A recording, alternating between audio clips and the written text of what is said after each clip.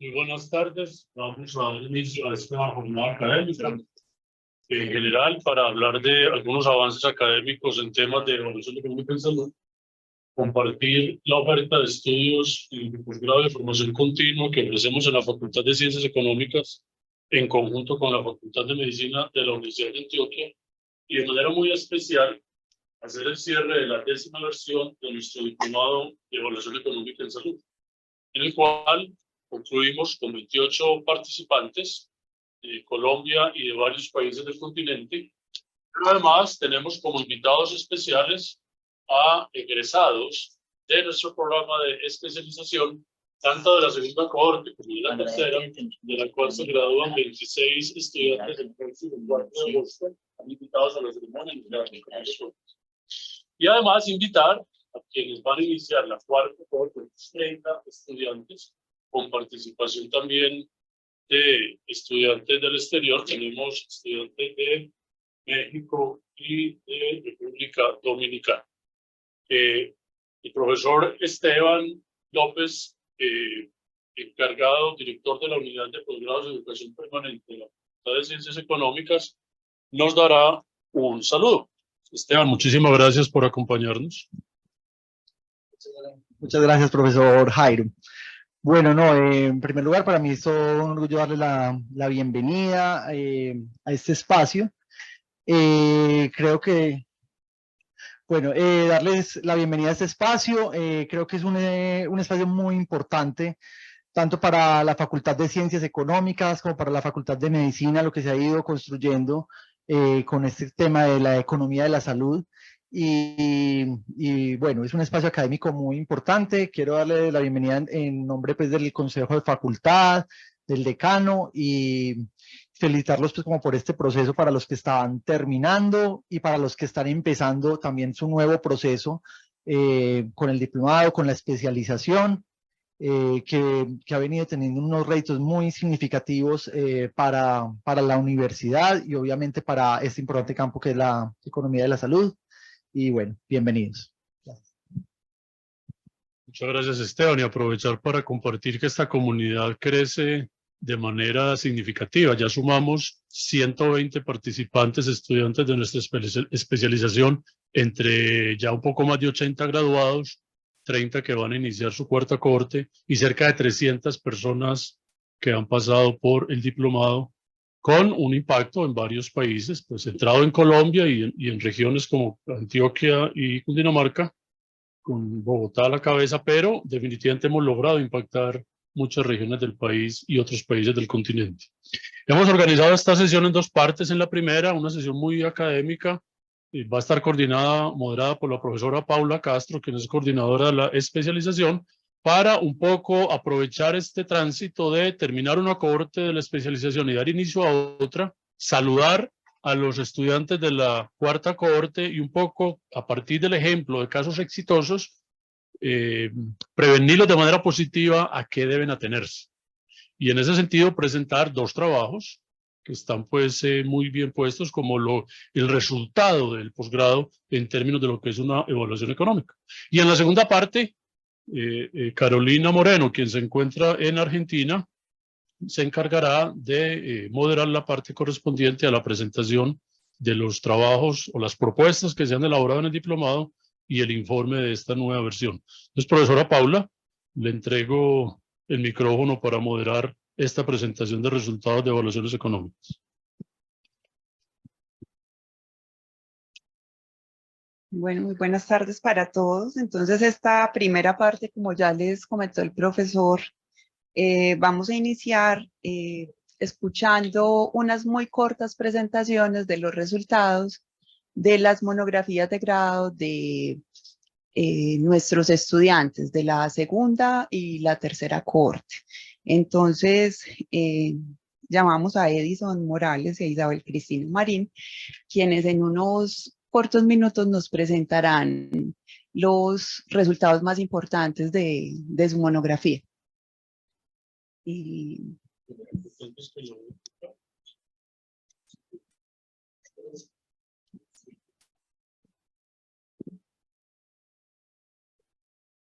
Aquí, no. Acá. o por aquí. Sí, por ahí está bien. Ahí, listo. Bueno, muchas gracias. Agradecer a la especialización, a la facultad, a los profesores por la invitación que nos han hecho. Voy a hablar en nombre también de mi compañera Isabel, que está presente acá en el auditorio, y de nuestro asesor del trabajo, que es el profesor Luis Esteban Orozco. Nosotros hicimos un análisis de costo-utilidad del baricitinib comparado con dupilumab en el tratamiento de dermatitis atópica moderada grave en Colombia, en nuestro país. Lo primero es enfocarlos pues, en qué es la dermatitis atópica. Es una enfermedad que tiene una prevalencia importante entre nosotros. Se estima más o menos una prevalencia del 15%, 10 al 15%, difieren las distintas series. Para Colombia un 14% más o menos, y tiene una afectación importante de la calidad de vida de los pacientes por la sintomatología que representa, donde básicamente ellos tienen una cerosis cutánea, una piel seca con un prurito aumentado y el desarrollo de unas placas de la inflamación de la piel que les afecta grandemente la calidad de vida. Hay distintos grados de gravedad de la enfermedad, y para los que son más graves se dificulta el tratamiento a partir de lo básico que hacemos como médicos, donde se nos sale de las manos y debemos utilizar medicamentos generalmente del tipo inmunosupresor, y estas opciones que analizamos en este trabajo son dos de ellas a las que recurrimos cuando los pacientes tienen pues enfermedad grave, enfermedad avanzada. ¿No cambió? ¿Se pegó? No, avanza, por favor. Bueno, esta fue nuestra pregunta de investigación, que fue ¿cuál es la costo-utilidad del baricitinib comparado con el dupilumab para el tratamiento de la dermatitis atópica moderada grave en pacientes adultos? Ahí definimos ya una población mayores de 18 años cuya enfermedad no es controlada adecuadamente con los tratamientos tópicos, que es el tratamiento básico, o sistémicos previos al uso de moléculas como estas, y cuando se presenta una intolerancia o están contraindicados otros de los medicamentos. La siguiente, por favor.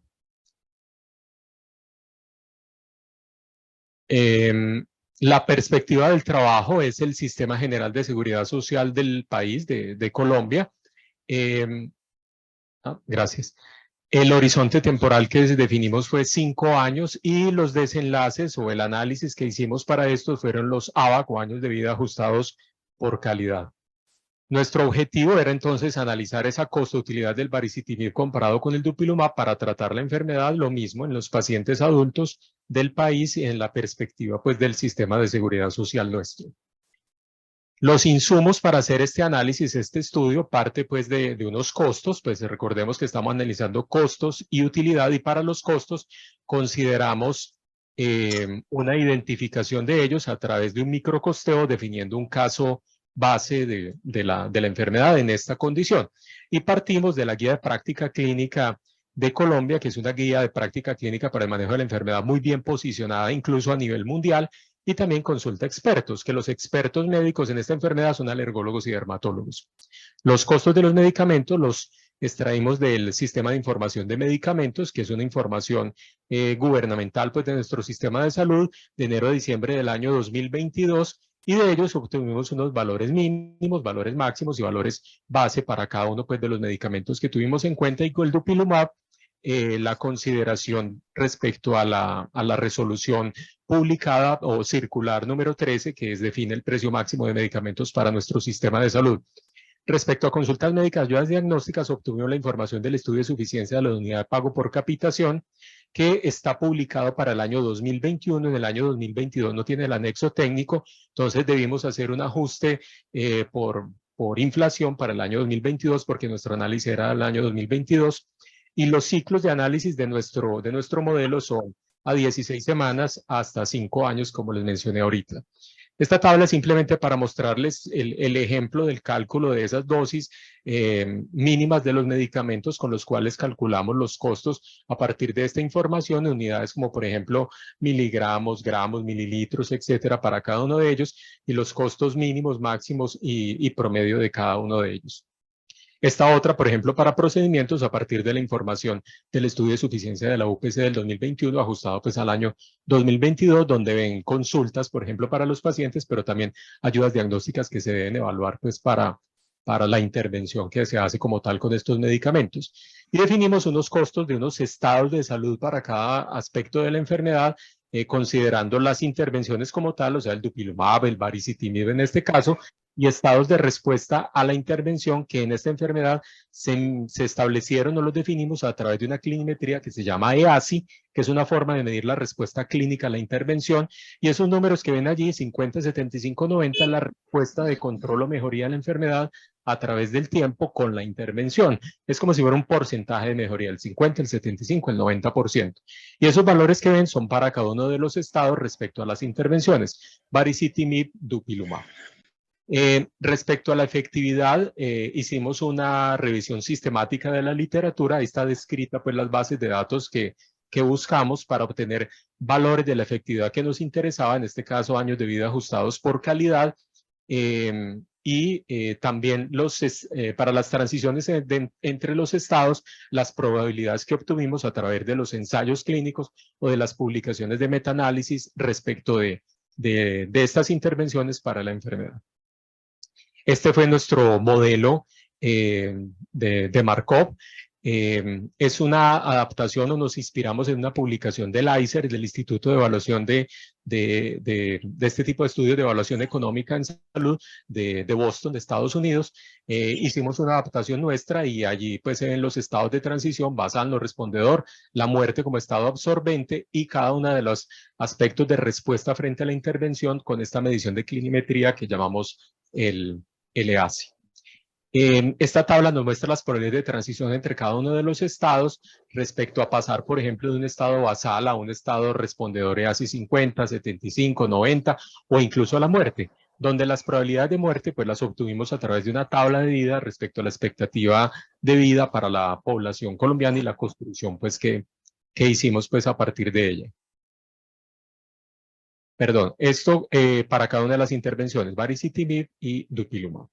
Aquí pueden ver una diferencia importante, por ejemplo, frente a efectividad, donde miren nada más EASI 90 en el cambio del estado basal, como dupilumab es más efectivo que baricitinib. Es una de las condiciones previas que debemos tener, que hay una diferencia de efectividad frente a las intervenciones para pensar en hacer un tipo de estudios como estos.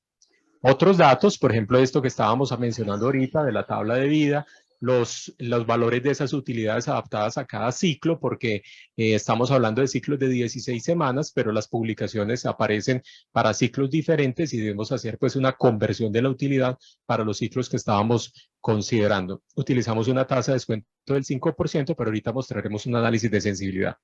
Nuestra regla de decisión fue respecto a que el resultado final de esto lo tomáramos a través de una razón incremental de costo-efectividad y definiendo cuál es la estrategia dominada, estrategia dominante, conceptos respecto a cuál es más costosa, más efectiva, cuál menos, cuál más, y al final pues obtener una definición.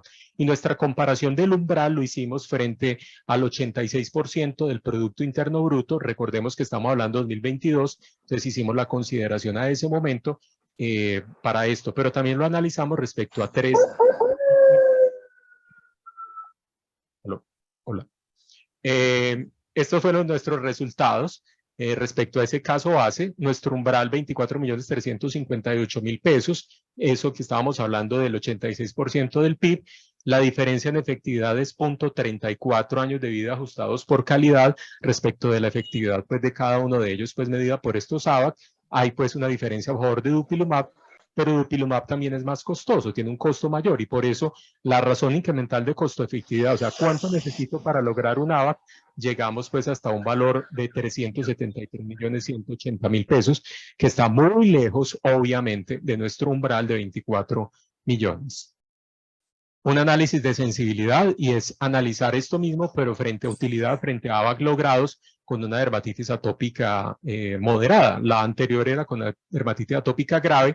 La diferencia es un poco menor respecto a dupilumab porque es un control moderado, pero vean pues que la razón incremental se eleva muchísimo más porque para lograr un ABAC pues necesito muchísimo más costo y por eso pues distamos pues muchísimo más respecto del anterior.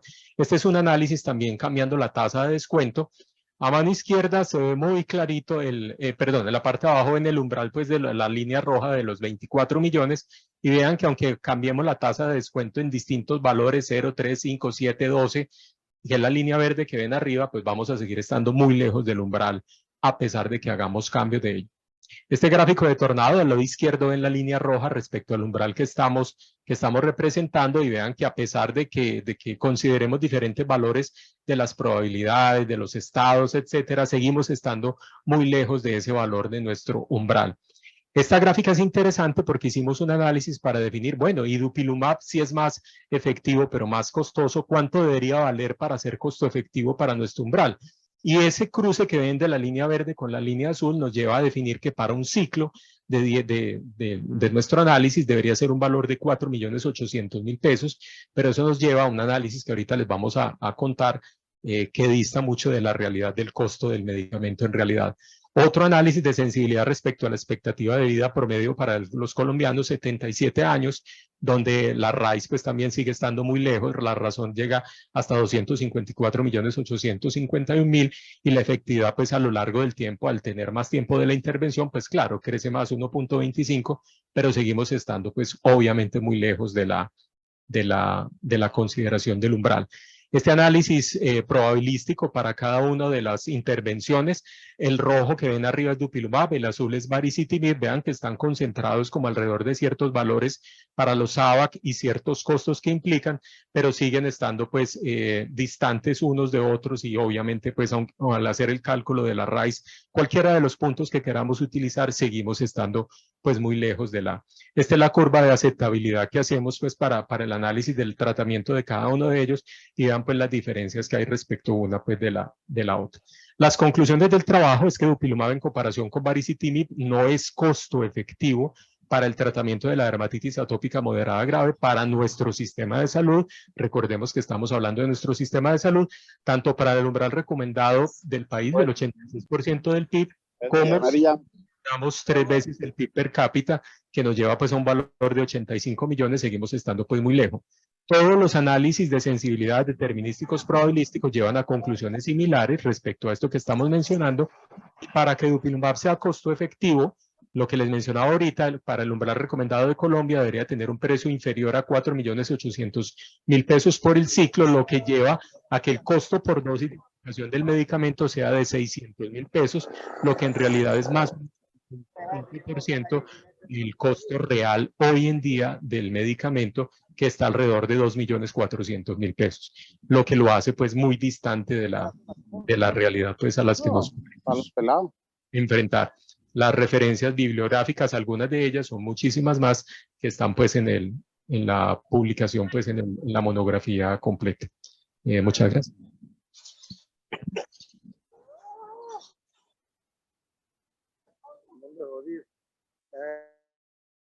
Muchas gracias, Edison y Isabel. Ahora entonces damos paso a Leida y a Juan Pablo. Ellos hacen parte de nuestra segunda corte y algo así como sin querer queriendo, también nos van a hablar sobre el dupilumab, como para que crucemos información. Entonces, los dejo con Leida para otra enfermedad. Vamos a ver si para esta sí sirve. Yo me siento acá porque tengo una triple para el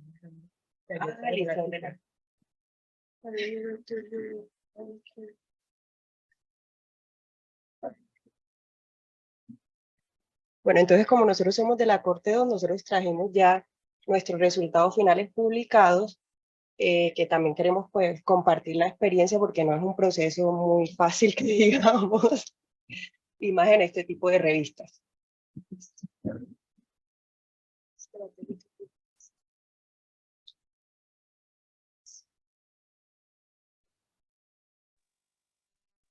Bueno, listo. Entonces, nuestro artículo fue publicado en esta revista que se denomina Expert Review of Pharmacoeconomics and Outcomes Research. Se los recomiendo porque es muy buena y además es gratis, ya no hay que pagar para publicar. Nuestros resultados son de un análisis de costo-utilidad de dupilumab comparado con cirugía endoscópica en pacientes con rinosinusitis crónica con pólipos nasales, una evaluación en Colombia y en un país en vía de desarrollo porque nos estaban solicitando eso los evaluadores del artículo. Entonces, aquí están las personas que hicimos parte del proceso. Nuestro profesor acompañante fue el profe Aurelio Mejía. Entonces, con respecto a la rinosinusitis crónica, tenemos que es una condición heterogénea que se define como una inflamación de la mucosa y los senos paranasales por un periodo mayor a 12 semanas. Básicamente, al igual que pues, la dermatitis atópica que nos estaba hablando Edison, la característica de este tipo de enfermedades es que afectan negativamente la calidad de vida de los pacientes y nos hace pues en el tema de salud pública más énfasis en la morbimortalidad que específicamente en la mortalidad de los pacientes, por todo lo que implica el deterioro de la calidad de vida. Además de eso la rinosinusitis crónica se asocia con otras comorbilidades como puede ser el asma, la dermatitis atópica en sí también y otras patologías que pueden aumentar ese problema. Y es por eso que en general es un problema de salud pública. Existen dos fenotipos definidos para la rinosinusitis crónica, que es la rinosinusitis crónica con pólipos nasales, la cual fue nuestro objetivo específico para este artículo, y la que no tiene pólipos nasales. ¿Por qué fue nuestro objetivo la de pólipos? A pesar de que no es la de mayor frecuencia, está asociada con una inflamación que se llama inflamación tipo 2, y esto hace que los pacientes, por tener esa misma inflamación, sean más resistentes a los tratamientos convencionales, que son el uso pues, de esteroides nasales o corticosteroides sistémicos en el caso de que sean necesarios. Y estos pacientes, en general, cuando ya se complican mucho, van a requerir un manejo ya sea quirúrgico y actualmente pues ya tienen las otras terapias que son los biológicos, que actualmente en Colombia tenemos DUPI, que no le ha ido como también en el tema de costos, y omalizumab, que también se aprobó, digamos que en el mismo momento que nosotros estábamos haciendo esta revisión, y por eso también tuvimos como una complicación ahí, como, ay no, nos aprobó el omalizumab, ahora no nos va a quedar en el modelo. Pero bueno, eso como para comentarles que puede pasar. Bueno, listo, esto en general como en la introducción. Entonces, ¿qué tipo de diseño utilizamos?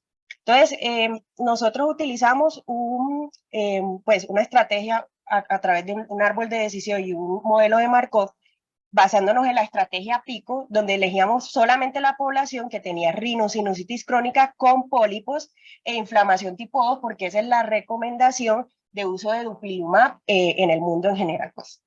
Y nos basamos en unas recomendaciones o unas guías internacionales que son las EPOS del 2020 en ese momento, donde se comparaba dupilumab versus hacer cirugías nasal endoscópica, que son pues las dos opciones que tenemos actualmente para esos pacientes. Nos enfocamos claramente en todas las recomendaciones que nos da el manual del IETS, y nuestra perspectiva de la evaluación económica fue la del Sistema General de Seguridad Social en salud.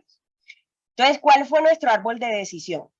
Basándonos en la literatura y en lo que discutimos con expertos clínicos, alergólogos y otorrinolaringólogos, nosotros elaboramos el modelo de decisión que más se pudiera como acercar a la realidad. Entonces, de acuerdo también a la literatura y lo que conversamos, los pacientes en un primer año tienen diferentes factores o diferentes probabilidades de pasar a diferentes estrategias. Entonces, por eso elaboramos primero un modelo, un árbol de decisión, y ese árbol de decisión lo juntamos con un modelo de Markov, en el cual el árbol de decisión modelaba el primer año de los pacientes y luego de eso ya sí se unían pues al modelo de Markov.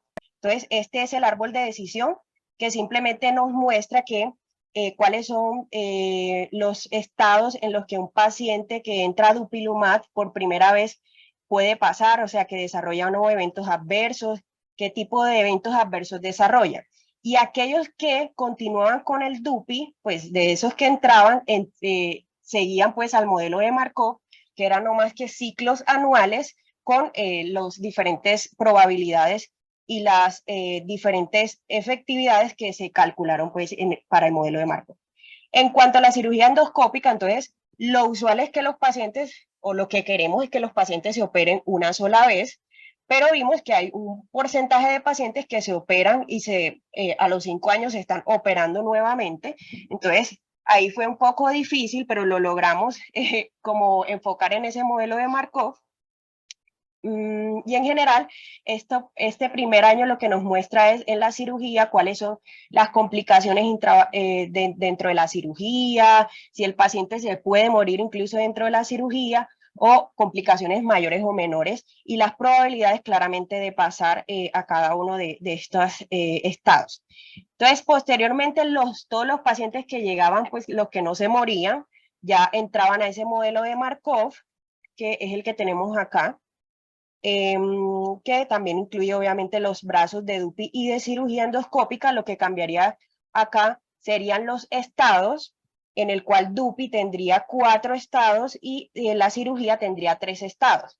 Entonces, los pacientes que tienen DUPI y que tienen cirugía, ambos pacientes también tienen una terapia estándar, que no es más que seguir utilizando pues sus spray nasal, o si necesitan antihistamínicos, pues seguir utilizándolos, y eso lo modelamos en este modelo de Markov. Y claramente pues la muerte, teniendo en cuenta la tabla de vida también. Listo, esto con respecto al árbol de decisión. Entonces, ¿qué incluimos? ¿De dónde sacamos las probabilidades?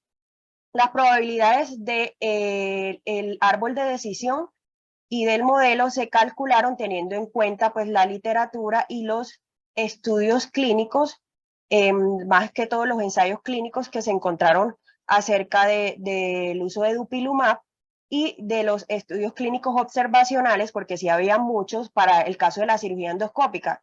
Como DUPI era relativamente nuevo, pues no había mucho que buscar ahí. En el caso de los desenlaces que nosotros quisimos medir, los QALYs, para cada uno de los QALYs se calcularon aplicando los resultados de una escala de valoración específica en pacientes con rinosinusitis crónica que se denomina SNOT-22, y con base en un estudio que permite como extrapolar, digamos, esos resultados del SNOT-22 a un EQ5 de 3L, sacamos los QALYs para cada uno de los ciclos. En cuanto a los costos, lo que hicimos fue algo muy parecido a lo que nos presentó Edison. Ubicamos la circular del circular 10 del 2020, donde nos mostraba como cuáles eran los precios máximos o precios regulados para algunos medicamentos. Para otros no, para los que no estaban en la circular, utilizamos el sistema de información del SISMED para el año 2021, porque nosotros nos graduamos el año pasado. Y en el caso de las prestaciones, utilizamos el estudio de la UPC de Colombia del año 2021. Listo. En cuanto a los análisis de sensibilidad, realizamos un análisis de sensibilidad determinístico y lo representamos por un diagrama de tornado, y también utilizamos pues un análisis de probabilidad probabilístico, que ya se los voy a mostrar en este momento. Bueno, listo. Entonces, teniendo en cuenta, digamos, esta tabla de costo-efectividad, esos resultados de costo-efectividad, nosotros, ¿qué pudimos encontrar? Que la cirugía nasal endoscópica tenía mayor efectividad que incluso el uso de dupilumab, lo que hacía que obviamente la estrategia de DUPI fuera una alternativa dominada con respecto a la cirugía nasal. Por lo tanto, además, obviamente los costos que incurría un tratamiento con DUPI sobrepasaba por lo menos este umbral de Colombia lo sobrepasaba, y por eso en el gráfico del ICER vemos que la estrategia de dupilumab está en este cuadro de la izquierda, donde hay un mayor costo con una menor efectividad, que por lo menos no es lo que queremos nosotros encontrar en este tipo de nuevos medicamentos. Pues por lo menos si va a llegar un nuevo medicamento, que sea más efectivo. ¿Qué pasa con el DUPI? Que a diferencia de la cirugía, ya vimos que hay un porcentaje de pacientes que se tienen que reintervenir. Muchos pacientes no quieren hacerse cirugías y es entendible. Entonces, puede ser una pequeña ventaja como que, o por lo menos ofrecerles esas alternativas, o hay pacientes que definitivamente no pueden operarse, entonces por lo menos tienen esa opción que no, pues, con el país. Y este es el análisis del scatter plot, no me acuerdo cómo se dice en español, bueno, donde queremos mostrar simplemente que ya al ser una alternativa dominada, pues no hay en ningún punto en donde la efectividad sea mayor, y por lo tanto no podemos encontrar aquí el dupilumab como una alternativa costo efectiva, y aún cambiando pues todas las probabilidades de transición y cualquier cosa que cambie, pues que nosotros cambiamos la disposición a pagar, todo eso, nada, en ningún caso era una alternativa de elección. Y esto pues el gráfico de Tornado, que también muestra exactamente lo mismo, y por eso aquí están los valores en negativo del ICER. Listo, entonces como conclusión, ¿qué podemos decir? La curva de aceptabilidad igual, que dupilumab no fue una estrategia costo efectiva comparado con la cirugía nasal endoscópica, y al contrario fue una estrategia dominada en el sentido de que tiene una menor efectividad a un costo exagerado en comparación pues con la cirugía nasal, por lo menos en un paciente que va de entrada a un tratamiento inicial. ¿Listo? Eso es todo.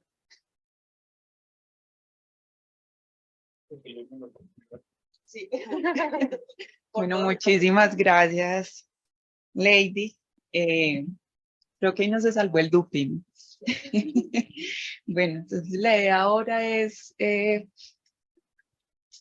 hacerles un par de preguntas a ustedes, que nos compartan un poco la experiencia de ustedes en la especialización, ¿cierto? Casualmente todos médicos, ¿no? Todos médicos acá. ¿Por qué ustedes como médicos ven la necesidad de hacer una especialización en evaluación económica en salud? ¿De dónde surge esa necesidad? ¿Qué fue ese detonante que dijo, necesito saber de esto, necesito conocer de esto?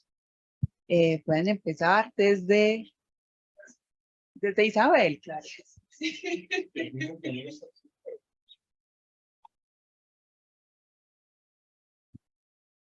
Bueno, buenas tardes. Pues la necesidad surge viendo el contexto del sistema de salud colombiano, viendo las decisiones, cómo se toman cada día y cómo las evaluaciones económicas son una herramienta muy importante para mejorar esa toma de decisiones, no solo a nivel personal o individual, sino a nivel de toda la sociedad y del sistema de salud.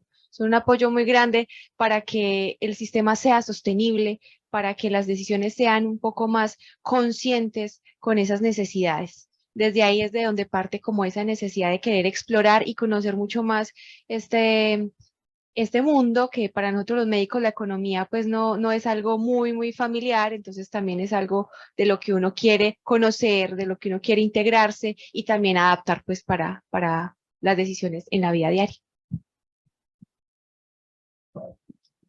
Bueno, yo diría que de experiencias previas, como de conocer un poquito ahí como un brochacito de la parte de evaluaciones económicas, a uno le despierta como el interés de profundizar un poquito más.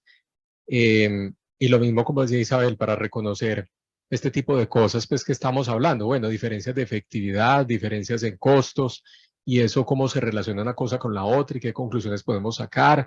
Y esas distancias frente a la disponibilidad de pagar para un sistema de salud, incluso compararlo contra otros sistemas, pues muy diferente a lo que nosotros podemos pagar mientras a lo que puede pagar otro país en otras condiciones económicas, pues que podemos llamar más ricos, y cómo pueden ellos hacerlo y nosotros no. Y eso llevarnos también a pensar frente a las cosas que hacemos en el día a día, cómo analizar eso para la puesta de la oferta, pues como de las estrategias de intervención para los pacientes o para el sistema de salud. Y no solo limitarnos a esto que acabamos de hablar, de cosas de costo, utilidad, costo, efectividad, sino reconocer otros diseños de evaluaciones económicas para otros momentos, otras condiciones, algunas completas, algunas parciales, porque pues todo eso lo lo vemos en la especialización, puede que no a profundidad, pero por lo menos sabemos de qué se trata y que existen para si luego nos interesa o lo necesitamos, pues profundizarlo también. Bueno, listo. En mi caso, al igual que eso, pues nosotros hicimos una maestría juntos y nos dieron como un pequeño brochazo de este tema. Creo que fue muy interesante y ahí nos atrapó mucho, pero he tenido la oportunidad ahora de trabajar en una EPS y de conocer un poco más el sistema, porque nosotros como médicos cuando nos formamos, tal vez como esa parte de lo que consiste un sistema de salud y todo lo que conlleva que se deban usar de manera adecuada los recursos, porque todo lo que es la costo-oportunidad realmente pues a mí me atrapó y como también he estado como haciendo trabajos acerca de economía y en general economía de la salud, quise aprender mucho más sobre el tema y profundizar para que lo que hago día a día sea muchísimo mejor. Entonces, ese fue mi caso. Bueno, en mi caso, como dijo la compañera Isabel, pues el interés por la especialización surge de conocer el contexto social en el que vivimos en Colombia, el sistema de salud, y sobre todo darme cuenta de que el flujo de recursos en nuestro sistema de salud es bastante limitado. Entonces yo pienso que la especialización es una herramienta que nos da muchos criterios, muchas herramientas, perdón, valga la redundancia, para saber cuándo una intervención es útil, cuándo no, cómo se puede utilizar, cómo se puede mejorar el flujo de recursos. Y yo pienso que eso es muy valioso porque cada actor del sistema de salud tiene que saber un poquito de este tema, pensaría yo. Pues sería lo ideal que cada quien supiera cómo cuidar el recurso, cómo cuidar las intervenciones, cómo aplicar las mejores intervenciones disponibles a todos los pacientes. Y de esa forma también, además de que se mejoran los resultados, se cuidan los recursos del sistema de salud. Entonces, ese fue como lo que me generó el interés por la especialización.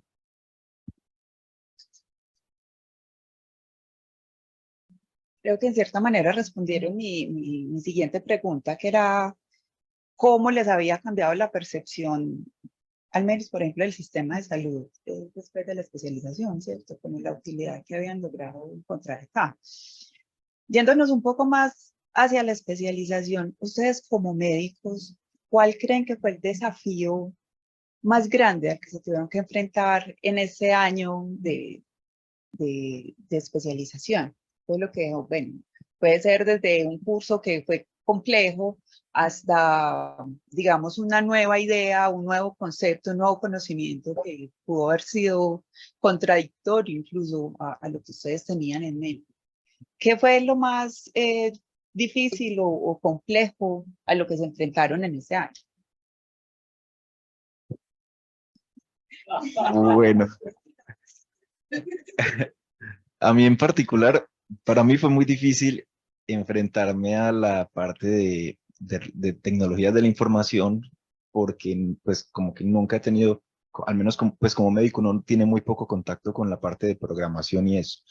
Entonces el curso de programación en R, todo este tipo de cosas me dio bastante dificultad, por así decirlo. Sin embargo, se aprendió bastante, se aprendió mucho en el proceso y eso también es una herramienta muy valiosa con la que uno puede gestionar y aprender cosas más adelante.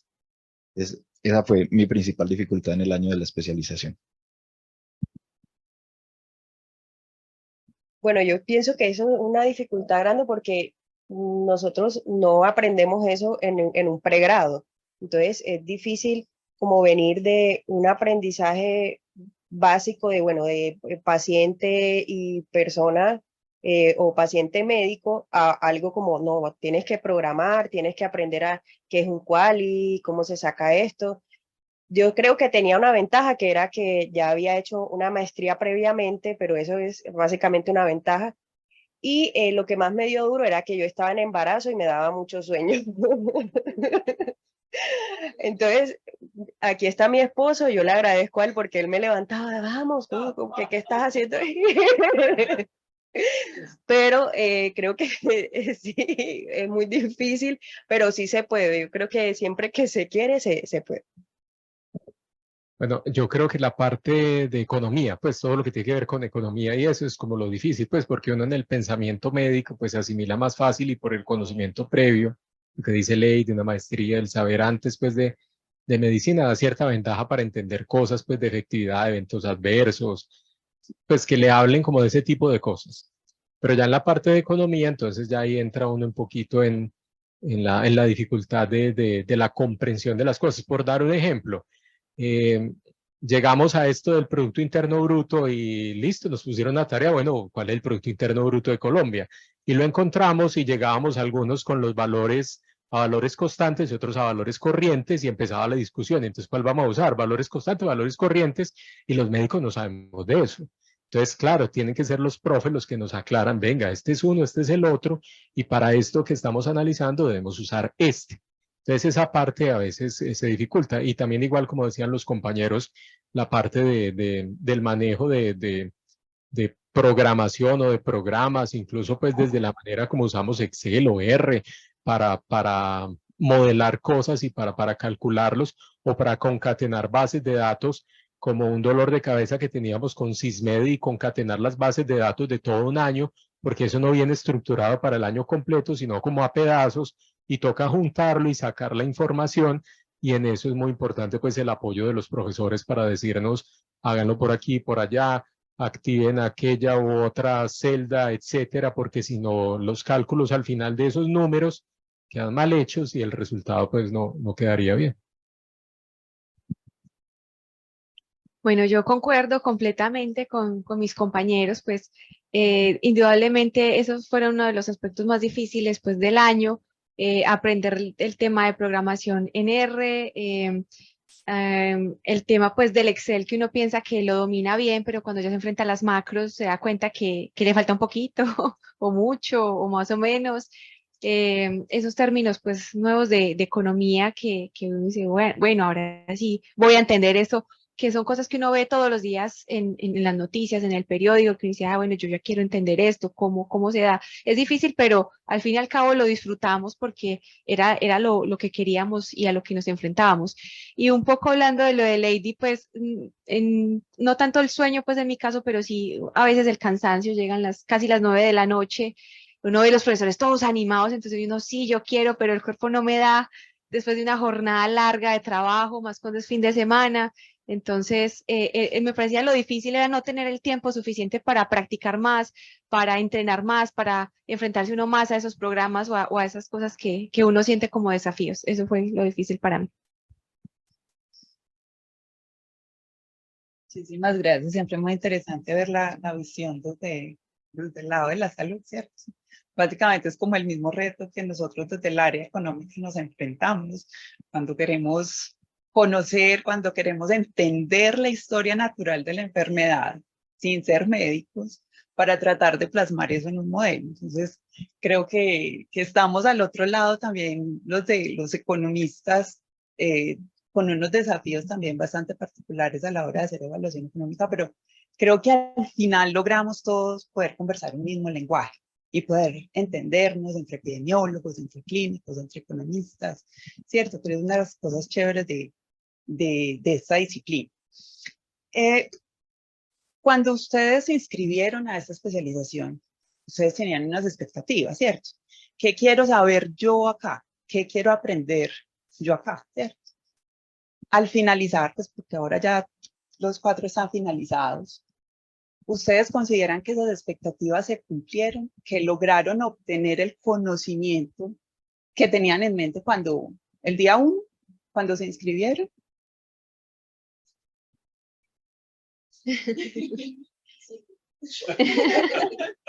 Bueno, realmente sí, indudablemente la profundización fue mucho más de lo que pensábamos pues al inicio, principalmente de la parte económica. Pues algo particular es que nosotros 3 somos epidemiólogos de la misma cohorte, ahí fue donde nos conocimos, vimos no. Y vimos pues un brochazo, así como decía Lady, de lo que es la evaluación económica. Indudablemente yo creo que a todos en ese momento quedamos como, oye, ese mundo existe, es muy interesante y es muy útil y queremos profundizar más. Y en esta especialización indudablemente pues adquirimos todas esas bases de conocimiento para poder llevar a cabo una evaluación económica. Queda tareas ya como para la vida, y es porque hay muchos tipos de modelos, muchas formas de realizar una evaluación económica, pues no le da a uno la vida para hacerlo en un solo año, pero queda como con un abrebocas de todo lo que se puede hacer, de todas las metodologías que uno puede explorar, y que también es un campo que está cambiando todos los días. Entonces, que uno aprende, pero que igual tiene que seguir en el campo actualizándose y estando pendiente de que hay cosas nuevas, que sale, qué temáticas. Entonces, por mi lado, sí cumplieron pues como las expectativas. Yo creo, como dice Isabel, que la respuesta es sí, pero, porque claro, uno logra llenar mucho de las expectativas, pues hasta lograr obtener un producto como estos, pues cierto, un análisis de costo-utilidad, bueno, una evaluación económica completa. Pero queda el abrebocas de que hay otras que nos gustaría profundizar, pues, por decir algo, bueno, ¿y cómo hago en profundidad un análisis de impacto presupuestal? Una minimización de costos, o sea, ¿cómo hago otras? Vimos la teoría y de cierta manera como la estructura, pero en la práctica no lo hemos hecho, pues porque no hemos tenido tiempo tampoco, aunque quisiéramos, estábamos dedicados a lo otro. Entonces, claro, queda uno con la expectativa de que hay mucho más por aprender, mucho más por conocer, e incluso desde la parte tecnológica, pues porque reconocimos programas, paquetes, cosas dentro de lo que ya existe que se pueden usar y que también viven cambiando, como decía Isabel, y que es parte del aprendizaje posterior, pues ya de cada uno pues por su interés o por lo que quiera luego profundizar.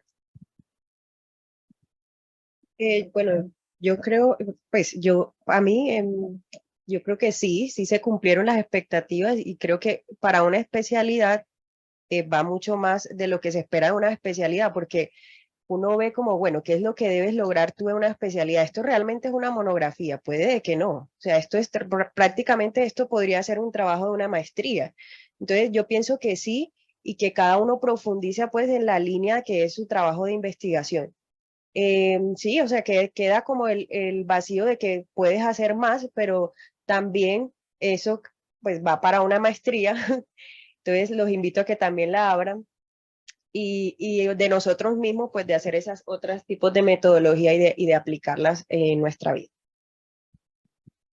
Bueno, en mi caso particular, yo creo que fijándome en el título de especialización en evaluación económica en salud, se cumplen todas las expectativas, porque uno queda con mucho conocimiento respecto a las evaluaciones económicas en salud y un brochazo de los diferentes tipos de profundizaciones que se pueden hacer. Pero, el mismo pero de mis compañeros, realmente queda uno antojado de saber un poquito más de profundizar al nivel, por ejemplo, de una maestría en economía de la salud, sería un excelente complemento.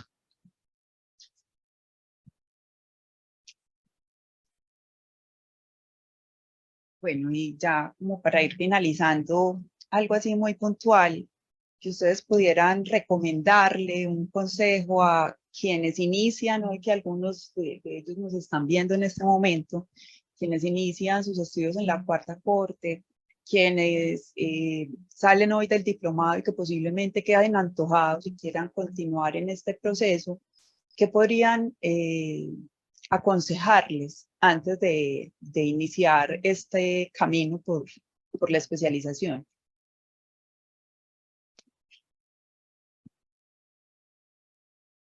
Bueno, para aconsejarles a los compañeros, colegas nuevos que inicien la especialización, tener una idea más o menos clara, o sea, se va puliendo a lo largo de la especialización, pero del proyecto que quieren realizar, de cuál camino es el que quieren seguir, y apenas empiecen a conocer los compañeros de la especialización, tener un muy buen compañero que sea un apoyo durante toda la especialización. A eso me pareció fundamental.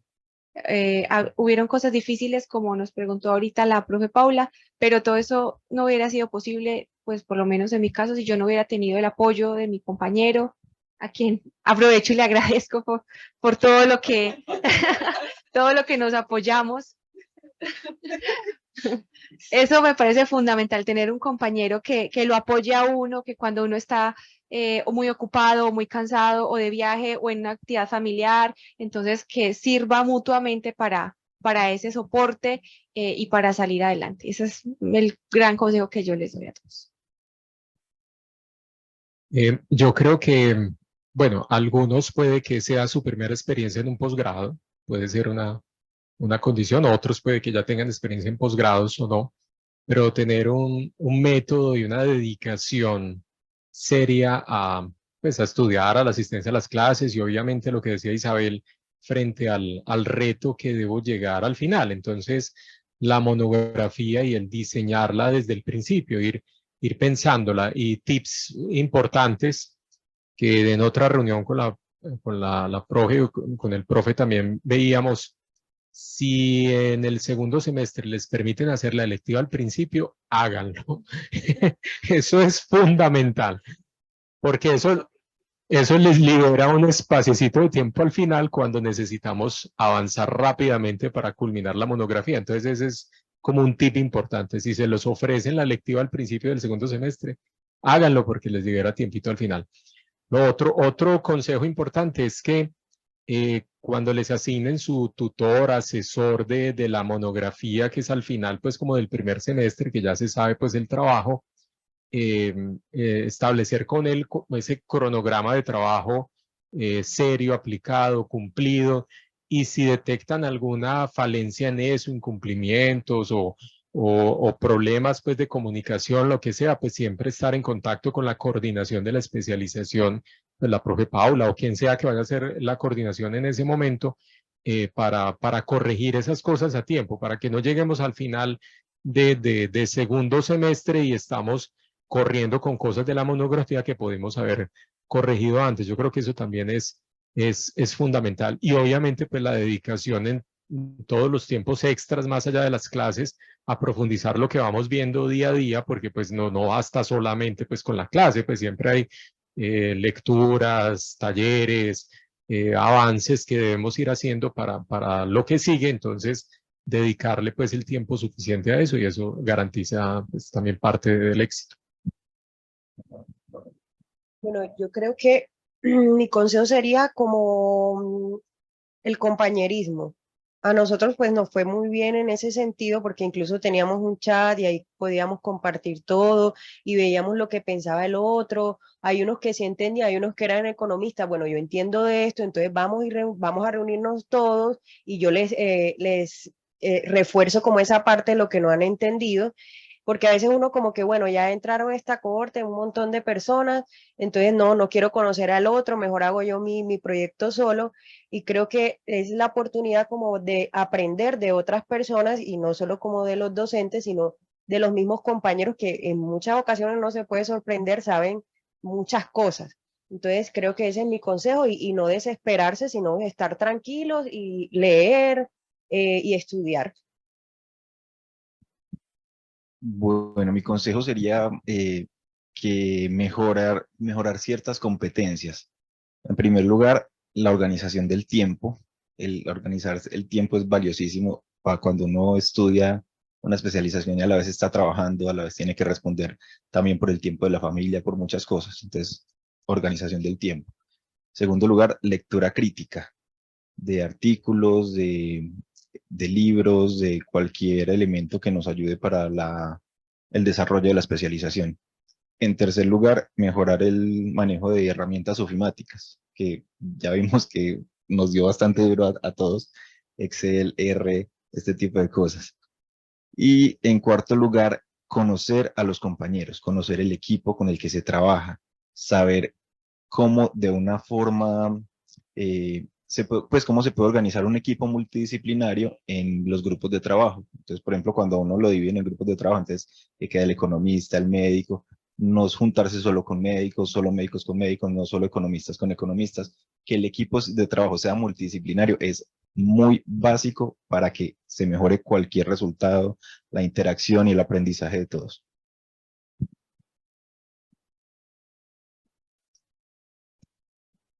Muy valiosos sus consejos. Creo que están ahí condensados muchas cosas de las que ya les he hablado a la nueva cohorte. Chicos, no me resta más que agradecerles infinitamente por haber aceptado participar, por mostrar esos trabajos maravillosos.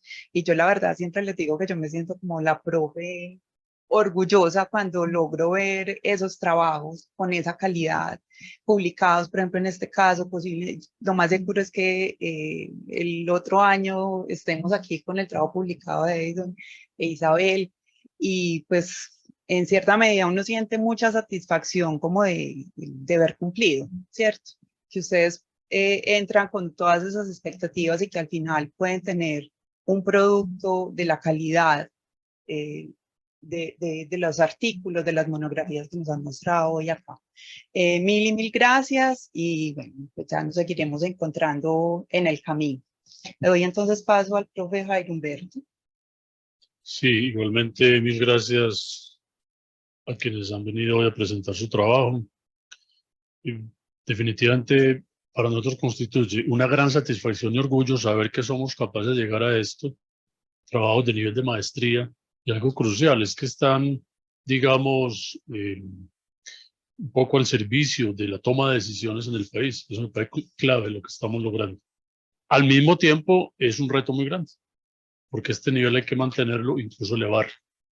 Entonces, para nosotros es un compromiso permanente y por eso van a notar que nos esforzamos en la medida en que avanzamos, tanto con el diplomado como con la especialización, de incluir algunas mejoras. Brevemente, voy a comentar un poco para quienes nos están acompañando hoy, yo diría neófitos y con interés por este tema, en presentarles lo que es la oferta de nuestra especialización, pero también del diplomado. Definitivamente estos dos programas conservan un ADN y es el ADN que hemos construido conjuntamente, de manera especial el Grupo de Economía de la Salud de la Facultad de Ciencias Económicas y el Grupo Académico de Epidemiología Aplicada de la Facultad de Medicina. En la medida en que hemos construido una línea conjunta destinada a la evaluación económica en salud. La especialización, ¿qué pasa, Natalia? La especialización fue construida desde el año 2018, de hecho, a partir de un estudio o un sondeo de mercado que adelantamos, un poco para conocer las preguntas que les hacía Paula, conocer de parte muy especialmente de personal de salud, profesional de la salud, cuál era su interés por estos temas. Esa aproximación mediante un sondeo de mercado, de hecho, nos permitió cambiar el proyecto original. Nuestra propuesta original era proponer una maestría semipresencial. Adelantamos el estudio de mercado y al conocer la demanda, que es algo que usualmente no se hace o no se hace muy bien, pues la gran sorpresa que encontramos es que las personas más interesadas en este tema eran personas profesionales, muchos de ellos ya con maestría, ya formados en epidemiología, ya especialistas en algún campo de la medicina, etcétera, que querían acceder a esta herramienta, pero no tanto como maestría, sino como especialización. Y eso tiene sus ventajas, una menor duración, menor costo, más práctica, etcétera. Pero además, estamos hablando de 2019, sin pandemia, la preferencia era virtual. Nosotros poníamos presencial, semipresencial, virtual. Entonces, conociendo eso del mercado, la gente quiere una especialización y virtual, adaptamos más bien el proyecto para que así lo fuera. Y la verdad, estamos muy a gusto porque pues la realidad nos ha enseñado que efectivamente esa es la demanda. Lo que no quita, ciertamente estamos comprometidos con el tema, que pasemos a nivel de la maestría en economía de la salud. No todos van a estar interesados, pero sí hay un mercado, una demanda creciente y, valga decirlo, la especialización ha motivado a que esté ahí como esa demanda latente. Estamos preparando la maestría, que también será virtual, con la idea que quienes han cursado por la especialización,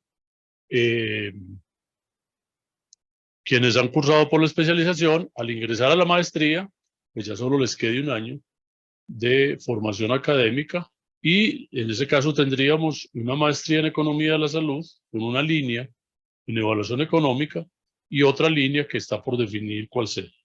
¿Listo? Muy bien. Para los interesados, entonces, hablemos también del diplomado que decía, ahí está el ADN de lo que tenemos. No, pero ese es el informe. No, finalmente, comentarles, ahí está la información, la podemos enviar por el chat de ambos programas. La especialización, sabemos, fue planteada para 1 año de duración, con 22 créditos. Hay un trabajo colaborativo de las 2 facultades, ¿sí? Donde lo que hacemos es, desde la de Ciencias Económicas, compartir, o más bien ofrecer las asignaturas relativas a Introducción a la Economía de la Salud, Priorización y Técnicas de Evaluación Económica, el curso de costos y el curso de modelación. Son como los más propios del campo de la economía. La Facultad de Medicina, por su parte, está a cargo de los cursos Diseño de Estudios Epidemiológicos, Medición de Resultados en Salud y Bioestadística. En cuanto a las electivas, entonces, efectivamente, ya lograremos para esta 4ª cohorte, definitivamente lo que vamos a hacer es que la electiva del segundo semestre va a ser 100% autodiligenciada o para el autoaprendizaje por parte del estudiante. Entonces liberamos esas 3 semanas del final y la persona la va a poder cursar desde el inicio del segundo semestre o en el periodo intersemestral. Mantenemos un banco de electivas, uno para el primer semestre de Finanzas en Salud y Metaanálisis en Red. Igualmente, una electiva que la ofrece Economía, otra electiva la ofrece Medicina. Y en el segundo semestre tenemos la electiva nuestra sobre Estudios de Mercados en Salud y de parte de Medicina, lo que se refiere a políticas de salud basadas o informadas por la evidencia. Yo quiero resaltar el peso que tiene la monografía y la manera como se hace la monografía para el desarrollo de la especialización. Que los estudiantes tienen entonces la oportunidad en el seminario con la profesora Paula de formular su propuesta. Y esto es uno de los valores grandes que tiene la especialización, porque llegamos a fin del primer semestre con una propuesta ya construida. Y justamente en un espacio de discusión con profesores están los expertos que serán quienes asumen la asesoría del trabajo, para que en el segundo semestre se pueda desarrollar la monografía. Descontada la primera cohorte, que estábamos pues en año difícil, 2020 a 21, las cohortes 2 y 3 creo que logramos de manera muy exitosa culminar su gran mayoría y con el tiempo establecido las distintas monografías, y ya pues están entregadas y listos los estudiantes para graduarse. En el caso del diplomado, tenemos entonces abierta la 11ª versión, que iniciará el próximo mes de agosto. Les invitamos a inscribirse, a animar a las personas que quieran hacerlo. Ya ven que esto es como una ruta. Ingreso al diplomado, si me gusta y quiero más, está la especialización. Ciertamente varios de los estudiantes que han ingresado a la especialización pasaron por el diplomado. El diplomado está estructurado, ese sí, 100% virtual, y aquí hago una anotación que nos tiene también muy satisfechos o convencidos de los buenos resultados, que cuando diseñamos la especialización mantuvimos la clase como el espacio para el aprendizaje y no optamos por la programa que quedara para el estudiante enfrentarse solo a una plataforma, sino que mantuvimos la clase mediante Zoom, que nos permite, por ejemplo, el trabajo en grupo. Eso es cuando nos ha encantado, además porque alguien nos sentenciaba. Si recuerdan, cuando quisimos hacer esto, ustedes no van a ser capaces. Es una cosa muy técnica. Eso no da para ser virtual. Pues lo logramos, o lo estamos logrando. Y para mí una clave está ahí, mantener la clase. Que era una de las preguntas que yo les quería hacer, pero ya están diciendo que sí, entonces no necesito hacerlo. La clase. El diplomado sí está planteado para el autoaprendizaje.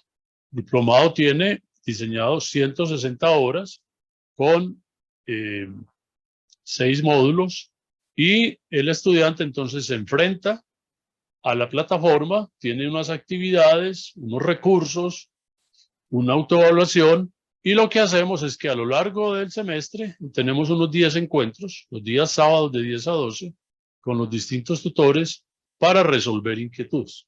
Entonces allí tenemos poco, más o menos una estructura similar. Tenemos el módulo de introducción a la economía de la salud, el módulo de priorización y técnicas de evaluación, un módulo de herramientas, donde da la parte bioestadística, la parte poco financiera. Tenemos el módulo relativo a costos, el módulo de medición, y también tenemos modelación. Es pues a nivel de diplomado una cosa muy, muy general. Y un valor muy, muy importante que le dimos al diplomado, tiene el diplomado, que es lo que vamos a ver a continuación, es la posibilidad de que los participantes elaboren una propuesta de evaluación. O sea, el diplomado realmente también es mucho más que un diplomado. De hecho, cuando lo teníamos presencial, muchos nos decían, esto es una especialización. Entonces el diplomado tiene, vea, allí me están diciendo que sí. El diplomado le permite al participante adelantar lo que llamamos una actividad integradora. Y es justamente a partir del segundo módulo, un poco emulando lo que hacemos con la monografía, elaborar una propuesta. Lo que pasa es que aquí estamos en diplomado, entonces es básicamente hacer una propuesta de evaluación. Debo decirlo, eso nos estaba trayendo dificultades, porque muchas personas, al enfrentarse al desarrollo de la actividad integradora, pues encontraron muchas dificultades. La más importante creo que era el tiempo. Entonces lo que hicimos a partir de esta versión 10 era dar la posibilidad a los participantes que escogieran si querían o no adelantar la actividad integradora. Es decir, puedo cursar el diplomado como está sin someterme a la actividad integradora, o asumo que voy a hacer la actividad integradora y esto tiene una implicación, y es que nosotros tenemos que designar tutores. Entonces con esto les invito pues a participar del diplomado y le doy paso a Carolina, quien estuvo en la coordinación de esta versión, porque justamente producto de la actividad integradora, no, me toca a mí todavía, Carolina, perdón. Justamente producto de la actividad integradora, lo que hacemos es que participantes del diplomado, sugeridos por los distintos tutores, nos hablen de la propuesta que plantearon. De modo que muy brevemente, entre 5 a 7 minutos, nos puedan contar cuál es la propuesta que plantearon, para que al final Carolina nos presente el informe y la evaluación del diplomado. Doy paso entonces a las propuestas que los tutores han planteado, se presentaron el día de hoy. Mariana y José Tovar, los invito entonces a compartir su propuesta. Como el título es tan largo, yo se lo reservo a usted. Profe, en resúmenes van a hablar de epilepsia. Bueno, mientras abren, mucho gusto, mi nombre es Mariana Torres, soy médica magíster en epidemiología y hicimos la propuesta junto con mi esposo José Tovar, y él es candidato a doctor en salud pública.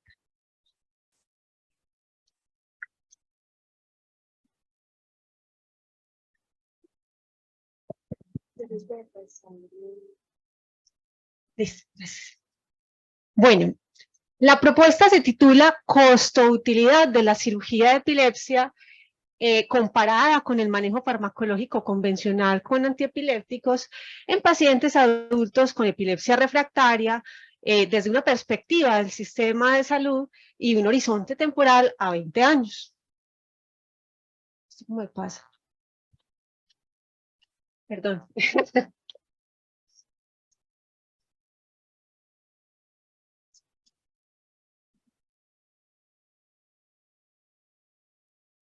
Bueno, hablando un poquito del problema, según la Organización Mundial de la Salud, la epilepsia afecta aproximadamente a 50 millones de personas en el mundo y ocasiona 125.000 muertes anuales. 80% de estas muertes son atribuibles en países de bajos y medianos ingresos. En Colombia, entre el año 2021 y el año 2022, se atendieron a 261.356 personas con epilepsia, según CISPRO. Específicamente, en epilepsia refractaria, se ha estimado una prevalencia del 36.3%. esas descargas eléctricas no controladas que se me generan en la epilepsia refractaria me van a generar repercusiones sociales y biológicas que me van a impactar negativamente en la calidad de vida de los pacientes.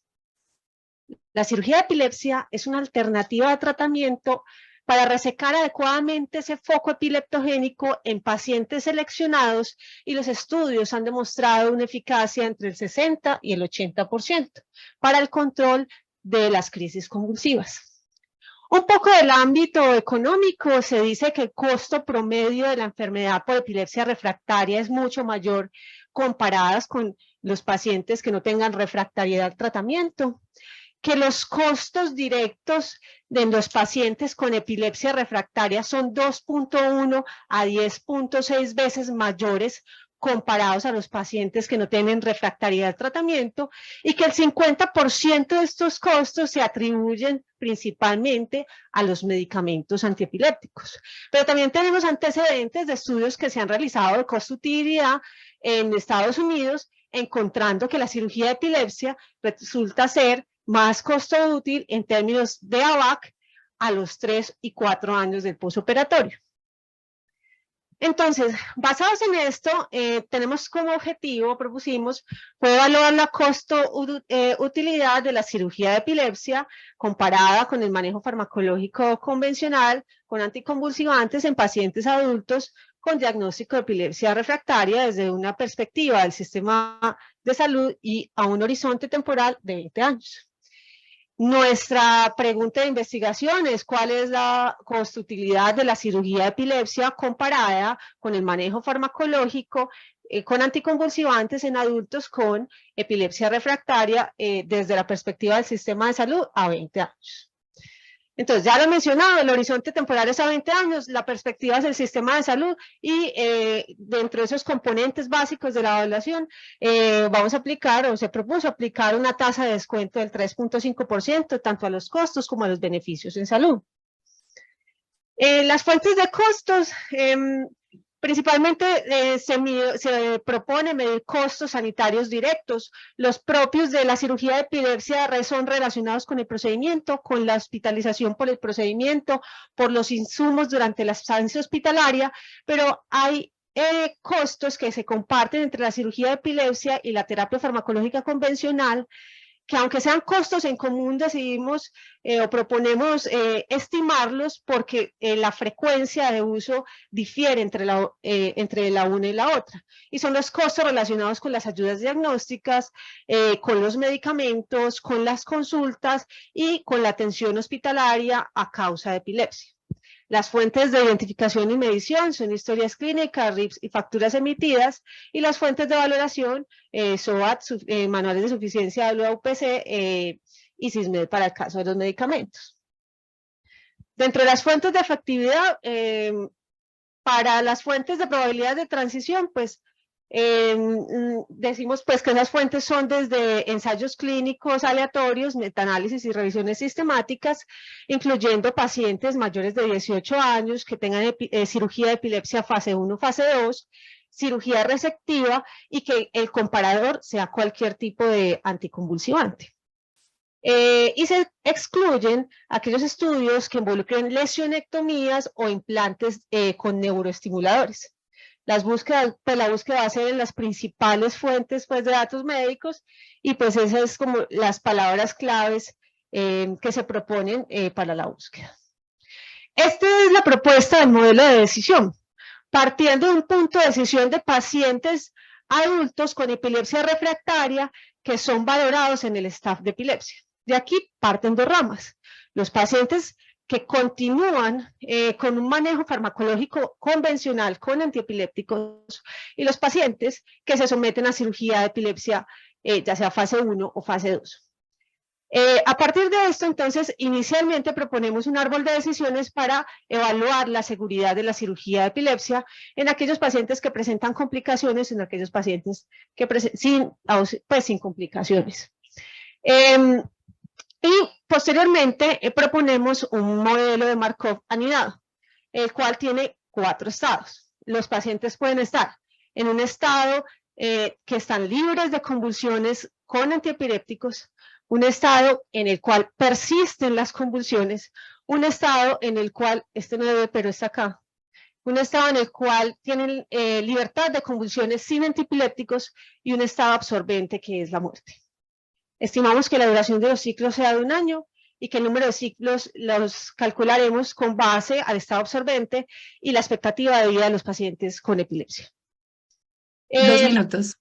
Finalmente, tenemos pues como análisis de sensibilidad determinístico, un análisis de tornado, tomando en cuenta los valores mínimos y máximos de los costos, un horizonte temporal de 2 años como mínimo y máximo de 20 años, una tasa de descuento del 0 y del 5%, y el número de fármacos anticonvulsivantes en el comparador con menos de 3 fármacos o más de 3 fármacos. Y un diseño probabilístico, mediante una simulación de Monte Carlo de segundo orden, simulando aproximadamente 1000 pacientes para estimar la tendencia de esos ABAC y de los costos, y posteriormente seleccionar aleatoriamente los valores de los parámetros acorde con su distribución. Entonces, según la teoría, según gamma para los costos, beta para las probabilidades de transición y beta para las ponderaciones de utilidad.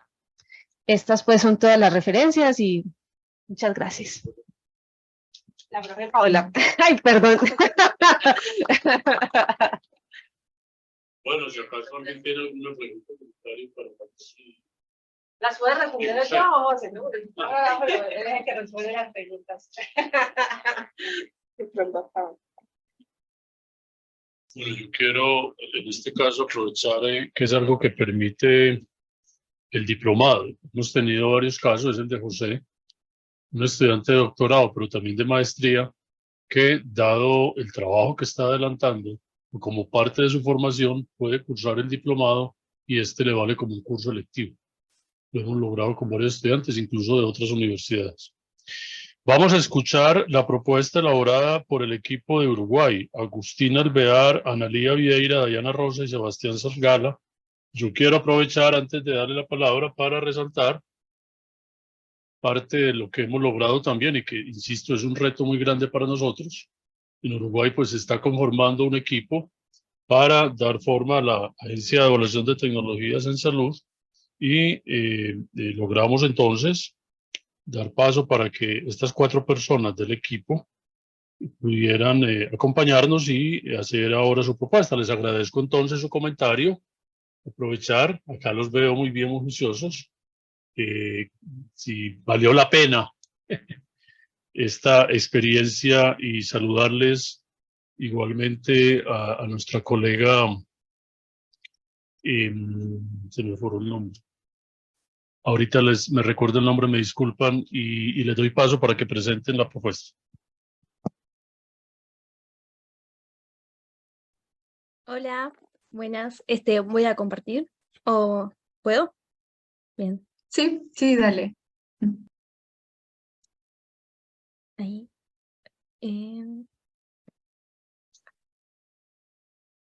Ahí vemos tu pantalla.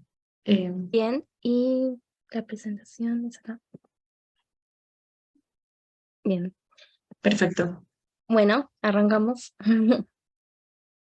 Hola, buenas noches para todos. Bueno, vamos a dar la presentación a la propuesta en el marco del diplomado. Mi nombre es Analía y junto a mis compañeros Agustín, Dayana y Sebastián vamos a presentar lo que titulamos el análisis costo-utilidad de TAVI comparado con cirugía convencional para pacientes con estenosis aórtica severa, sintomática, con elevado riesgo quirúrgico desde la perspectiva de nuestro sistema de salud Uruguay. Como para dar una breve introducción al problema de decisión, comentaremos algunos aspectos clínicos de la estenosis aórtica, que esta es una valvulopatía, ¿sí?, que se encuentra en tercer lugar dentro de las enfermedades cardiovasculares respecto a la prevalencia en el mundo occidental, luego de la hipertensión y la enfermedad coronaria. Tiene una prevalencia del 1 al 2% en pacientes menores de 65 años, pero este porcentaje aumenta a un 29% en pacientes mayores a 65 años. La estenosis aórtica se categoriza según el riesgo en alto, intermedio y bajo. Los pacientes que presentan esta enfermedad pueden llegar a experimentar limitaciones significativas en su calidad de vida debido a síntomas característicos de esta, como por ejemplo cansancio, disnea y dolor torácico. Con respecto a los aspectos económicos y del sistema de salud, el implante percutáneo de la válvula aórtica, o TAVI, por sus siglas en inglés, es una técnica que en Uruguay es considerablemente nueva y ha presentado un crecimiento sustancial debido a buenos resultados en comparación con el tratamiento médico y con la cirugía convencional de sustitución valvular. En nuestro país, a partir del 1 de marzo del 2023, o sea, del presente año, se incorporó en la cobertura financiera del Fondo Nacional de Recursos este procedimiento que es el TAVI para esta enfermedad, bajo una normativa de cobertura. Sin embargo, no existen estudios respecto a su costo-efectividad en nuestro país. Ahí se me trancó. Ahí. Bueno, para esto planteamos como pregunta de investigación la población estenosis aórtica severa sintomática con elevado riesgo quirúrgico. Como intervención, TAVI o TAVR, que uno sería el implante y otro como el reemplazo de la válvula. Como comparador, la cirugía convencional. Y como desenlace, nosotros escogimos los años de vida ajustados por calidad, como esto del análisis costo-utilidad que vamos a hacer. Entonces, el objetivo de nuestra presentación de estudio sería estudiar si TAVI es costo efectivo en comparación a la cirugía convencional para pacientes con estenosis aórtica severa sintomática con elevado riesgo quirúrgico desde la perspectiva de nuestro sistema de salud. Y bueno, para esto pensamos en realizar el análisis de costo incremental, la razón incremental costo-efectividad, y hacer la diferencia entre los costos de TAVI versus los costos de la cirugía convencional, dividido los años de vida ganados de TAVI menos la cirugía convencional, y bueno, ver esa razón, y después, en función al umbral que se defina según el sistema de salud, que es el Ministerio de Salud Pública o el Fondo Nacional de Recursos, de definir si es costo efectivo o no. Para esto vamos a tener como componentes básicos un horizonte temporal de 1 año, la perspectiva del sistema de salud uruguayo, y como tasa de descuento usaremos el 5%. Ay, perdón, se me fue. Ahí. Bien, para evaluar los costos, decidimos recurrir a los registros hospitalarios de la Administración de Servicios de Salud del Estado, ACE, que es el prestador público de nuestro país. Además de ver manuales tarifarios de servicios de salud y prestadores de salud al usuario.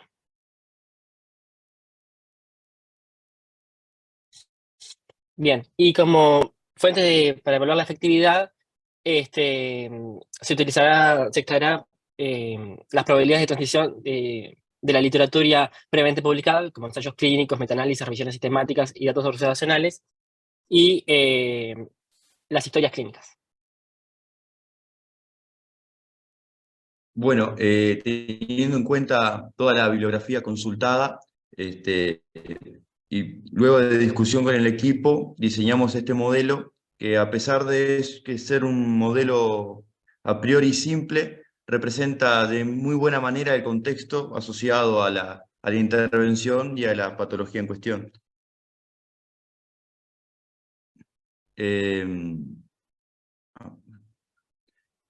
Vamos a realizar un análisis de sensibilidad que decidimos por un análisis de sensibilidad probabilístico de Monte Carlo, con la asignación de parámetros de cada variable del modelo, en la cual durante cada simulación del modelo se seleccionarán valores aleatorios para cada variable asignada alrededor de los parámetros.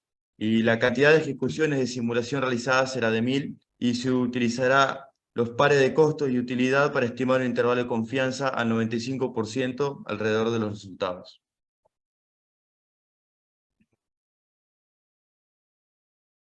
Bueno, esto es una breve resumen de la bibliografía, y bueno, muchas gracias a todos, a todo el cuerpo docente, a todos los compañeros que siempre tuvieron disposición tanto en el foro como en el grupo. Y bueno, la verdad fue una muy linda experiencia que nos sirvió a cada uno de los 4 para mejorar nuestra formación. Muchas gracias al equipo y muchos saludos a Andrea Jiménez. Sean dados. Serán dados. Mil gracias. Nos alegra pues que hayan quedado a gusto con la experiencia. Los esperamos para la especialización. Y en algún momento algún intercambio que podamos adelantarnos. Une también con varios colegas de la Universidad de la República, de la Universidad de Uruguay. ¿Alguna pregunta, comentario para los compañeros de Uruguay? Muy bien. Sí, yo tengo una pregunta. ¿Por qué decidieron tomar un horizonte temporal de 1 año? Ay, recordemos quién fue su tutora. Ah, dame un segundo. Creo que fue Hola. Paula. No, ella No, dice. Daisy. Ah, Daisy. Daisy, la profe Daisy, que no está aquí ahora. Sí. Bueno, nosotros elegimos 1 año porque consideramos por el tema de los costos, el tema de los ajustes de inflación y eso, que era un horizonte temporal que estaba bueno, y además por la bibliografía que hemos visto, hacían muchos estudios de efectividad a 1 año. Entonces, bueno, consideramos que para sacar todos los datos de efectividad eran lo mejor. Ah, ok. No hay como implicaciones importantes a largo plazo de estos implantes que pudieran verse en el largo plazo. Y eso también, pero justo como son pacientes con alto riesgo quirúrgico y son adultos, también eso hace que en realidad los estudios eran bastante cortos. Después Claro, hay que se vea a corto casos plazo, para, entiendo. sí, hay casos para bajo riesgo también, que eso sería otra población y ahí los estudios son como más largos. Ah, ok. Perfecto, entiendo. Bueno, damos paso a presentar su propuesta para Luisa Carval. Igualmente ella nos presentará su título. Por favor, Luisa, nos comentas. Diana, todavía estamos viendo tu pantalla, Ah, es por eso. creo. Sí, ahora sí, gracias. Era la nuestra. Entonces hay que decirle, Carolina, ¿se puede poner la presentación de De Luisa. Sí, claro, acá la tengo abierta. Ya te la comparto.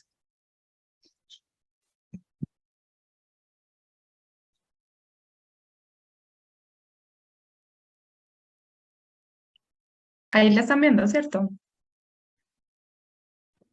Sí, señora. Listo. Bueno, buenas noches ya. Mi nombre es Luisa Carval, yo soy bacterióloga, magíster en epidemiología y hoy les presento la propuesta que he desarrollado con mi tutora, que fue la profesora Carolina Moreno, durante este semestre. La propuesta se llama artemether-lumefantrina más primaquina comparado con el tratamiento convencional, artemether-lumefantrino solo, para la disminución en la tasa de incidencia de malaria por Plasmodium falciparum en pacientes con diagnóstico de malaria residentes en zonas endémicas. Profe, listo. A manera de introducción, la malaria es un problema considerado de importancia en salud pública debido a que tiene una distribución mundial, como vemos en el mapa, con una mayor incidencia en las zonas que vemos de un color fucsia muy oscuro. Para 2021 se presentaron 247 millones de casos y alrededor de 619.000 muertes en todo el mundo. Las especies causantes de esta enfermedad con mayor frecuencia son Plasmodium falciparum y Plasmodium vivax, siendo este último el responsable del 80% de las complicaciones y muertes que se presentan en todo el mundo. Siguiente, profe. En Colombia se estima que el 80% del territorio nacional es apto para la transmisión de la enfermedad debido a que tiene unas condiciones ecológicas y epidemiológicas que lo permiten. En el mapa observamos ciertas zonas como con una zona oscura donde ha sido tradicionalmente endémica, que son Guainía, la zona pacífica como en Chocó, Nariño y un poco de Córdoba y Antioquia. En general se presenta más o menos una oscilación entre 60.000 y 70.000 casos entre 2018 y 2022. Nos enfocamos en este momento en la malaria por Plasmodium falciparum debido a que existe, profe, la siguiente. Existe una condición con el desarrollo de la enfermedad que es la producción de los gametocitos. Estas formas son las formas responsables de la transmisión de la enfermedad, que tienen un proceso de maduración tardío que permite que una vez el tratamiento ha sido completado, la persona puede transmitir la enfermedad a otros mosquitos y así continuar el ciclo de transmisión. La presencia de estos gametocitos o formas sexuadas tiene dos implicaciones importantes en salud pública. Lo primero es que permiten la continuidad de la transmisión de la enfermedad aun cuando hay un tratamiento aparentemente culminado y eficaz, y que además la presencia de estos gametocitos a unas dosis que no son óptimas de los antimaláricos puede que desarrollen mutaciones y al final puede que sean resistentes. Estas dos condiciones son importantes porque se aumentan los costos en salud para el sistema, porque deben aumentarse la frecuencia de las intervenciones como el rociamiento de insecticidas, la fumigación residual, entre otras intervenciones, y además modificar el esquema de tratamiento antimalárico porque ya este no está siendo eficaz. Para esto, la Organización Mundial de la Salud propuso el uso de una dosis de primaquina adicionales al tratamiento convencional para poder eliminar los gametocitos. Sin embargo, en Colombia, desde esa sugerencia, no se ha visto la implementación de esta intervención y por lo tanto tampoco hay evidencia suficiente que nos hable acerca de cuál es su costo-efectividad. Siguiente. Para ello, el objetivo que planteamos fue determinar, desde la perspectiva del sistema de salud, la costo-efectividad de artemether-lumefantrina más primaquina para la disminución de la tasa de incidencia de malaria por Plasmodium falciparum en pacientes con este diagnóstico en zonas endémicas para la enfermedad. Siguiente. Nuestra pregunta de investigación está orientada a una población de pacientes con malaria no complicada por Plasmodium falciparum, residentes permanentes en esa zona endémica, mayores de 6 meses, que no estuvieran embarazadas, que no fueran lactantes menores de 6 meses de nacidos y que la lactancia tampoco estuvieran dando de lactar a menores de 6 meses. La intervención es el artemether-lumefantrine acompañado de la primaquina, el comparado que es el tratamiento convencional, que es solo artemether-lumefantrine con las dosis que están en la guía de práctica clínica, y los desenlaces tenemos algunos intermedios como son la disminución de la tasa de incidencia de malaria por Plasmodium falciparum, la disminución de la infecciosidad de los pacientes que tiene que ver con si son capaces de infectar otros mosquitos, la disminución de la frecuencia de gametocitos en ciertos días de seguimiento, que también es importante para ser infecciosos, y un desenlace final que son los años de vida ajustados por discapacidad o ABAT. Siguiente. Dentro de los componentes básicos, habíamos mencionado que desde la perspectiva del sistema de salud, el horizonte temporal es de 6 meses a 1 año, teniendo en cuenta el ciclo de vida del parásito y los periodos de sequía o de humedad que se dan en el país. La tasa de descuento básica va a ser de 5%, porque consideramos todas las tasas de descuento para el análisis de sensibilidad que propone el IETS. Siguiente. Los costos que vamos a utilizar son costos directos sanitarios, costos directos médicos, basados principalmente en el diagnóstico de la enfermedad, como se da a través del gold estándar, que es la gota gruesa, que se realiza por el microscopista o un bacteriólogo, y luego, teniendo en cuenta otras consideraciones como la necesidad de hospitalización, consideramos el trabajo de enfermeros y médicos, el uso de otros medicamentos adicionales, la hospitalización y los materiales e insumos necesarios para ello. De allí, esta información la vamos a sacar del ISS 2001, el estudio de suficiencia de la UPC y del CISPRO. Siguiente. Para las probabilidades de transición entre los estados, vamos a tomar la información de lo disponible en la literatura, como son ensayos clínicos, metaanálisis, incluso datos observacionales, porque no hay esta cantidad de disponibilidad de ensayos clínicos para poder extraer las probabilidades, entonces toca irnos hasta los datos de estudios observacionales. Para la efectividad relacionada con los ABAT, vamos a tomarlos desde la Global Burden of Disease, teniendo en cuenta que estas modificaciones nos van a decir cuánto se debe medir adicional por cada año de vida ajustado por discapacidad, editado utilizando la artemether-lumefantrine más primaquina. Siguiente. En este modelo de decisión estamos incluyendo muchas variables que tienen que ver desde la adherencia del paciente, la presencia de eventos adversos, algunas condiciones importantes del paciente como es la deficiencia de glucosa cisfosfato deshidrogenasa, que puede exacerbar los eventos adversos y que eso nos haga cambiar el esquema de tratamiento, y también nos hacen tener en cuenta lo de análisis de sensibilidad posterior, donde vamos a utilizar un análisis determinístico mediante un diagrama de tornado para evaluar todas estas condiciones que pueden hacernos modificaciones a la raíz. Y ya, listo. Muchas gracias. Una pregunta.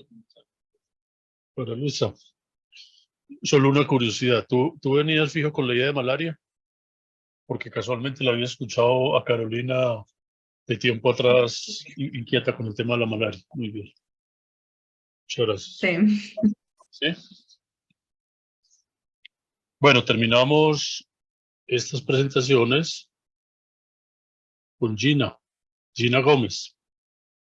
Por favor, creo que está conectada, ¿verdad?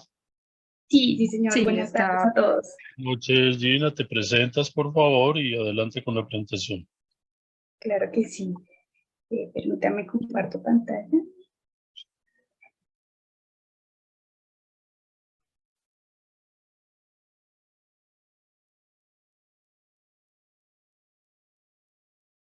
Ahí vemos tus pantallas. Sí, ven, perfecto. Los que veo, no sé si se ve también la Está imagen, bien, no sé, solamente la presentación. está muy bien, está muy bien. Sí, ok, bueno. Muy buenas tardes para todos. Mi nombre es Gina Marcela Gómez Ochoa. Soy bacterióloga, epidemióloga. Trabajo actualmente en el Instituto Nacional de Salud y bueno, voy a presentarles esta propuesta de evaluación económica, costo efectividad de 2 protocolos diagnósticos para la confirmación de casos sospechosos de viruela del mono desde la perspectiva del sistema de salud colombiano.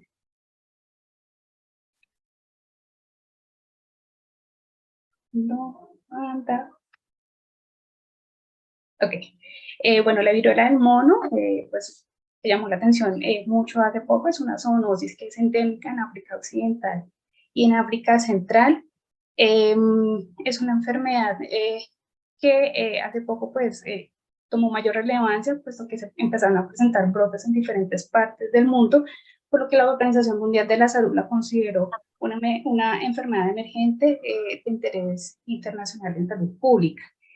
Filogenéticamente existen 2 grandes variantes del virus, se llama la África Central o variante África de Congo y la África Occidental. Están diferenciadas entre sí por la severidad que presentan como tal en el curso de la enfermedad. En Colombia se presentaron los primeros casos importados a partir de junio de 2022. Hasta el momento llevan aproximadamente confirmados 4.090 casos, nos han presentado muertes. ¿Qué es importante aquí? La identificación rápida de los casos y de los brotes para contener la propagación del virus, que es un reto para los países que no son endémicos como Colombia. Y la intención aquí es pues confirmar a través de laboratorio, puesto que la enfermedad presenta síntomas inespecíficos que pueden confundirse con otras enfermedades como lo son la varicela, y requiere entonces por esto una confirmación por laboratorio. La prueba de oro para la confirmación entonces es una prueba PCR. En este caso, dada la emergencia, OMS sugirió 2 algoritmos de protocolos diagnósticos para la confirmación de los casos para confirmación por laboratorio de los casos sospechosos de la viruela símica. Cada vez es más frecuente la implementación de pruebas moleculares y genómicas para la vigilancia por laboratorio de eventos de interés en salud pública, lo que puede tener un impacto como tal en la financiación de los programas de vigilancia en el sistema de salud. En el momento, pues no se conocen cuáles son los costos y beneficios de implementar alguno de estos 2 protocolos para el sistema de salud colombiano y pues no se ha evidenciado hasta el momento evaluaciones económicas publicadas para Colombia y el mundo también relacionadas con pruebas diagnósticas para monkeypox. En ese caso, entonces, pues se plantea pues el objetivo de analizar la costo-efectividad de 2 protocolos diagnósticos para la confirmación de casos sospechosos de viruela símica desde la perspectiva del sistema de salud colombiano en el marco de la vigilancia de los eventos de interés en salud pública. Entonces, pues para esto se planteó la pregunta de investigación: ¿cuál será la costo-efectividad de los protocolos? Lo denominamos protocolo A. Un primer sugerencia que realiza una PCR, 2 PCRs y una secuenciación. Más adelante, pues, daré un poco más de detalle al respecto, comparado con otro protocolo B, que es una PCR directa para la confirmación de monkeypox en los casos sospechosos que se presentan de viruela del mono en Colombia desde la perspectiva del sistema de salud. Para eso, entonces, pues, revisando aquí la estructura tipo, la población, en general es la población con sospecha clínica de presentar viruela símica. Todas las personas somos susceptibles a contraer la enfermedad. La intervención sería el protocolo A, en este caso lo denomina así, protocolo que tiene una PCR inicial, una PCR secundaria o una secuenciación para monkeypox. El comparador, entonces, en este caso sería la PCR directa para monkeypox, el desenlace, los casos correctamente detectados de viruela y el tiempo que se estableció al horizonte temporal de 21 días, teniendo en cuenta pues, el periodo de transmisión de la enfermedad, que en promedio son 15 días, pero va hasta 21 días.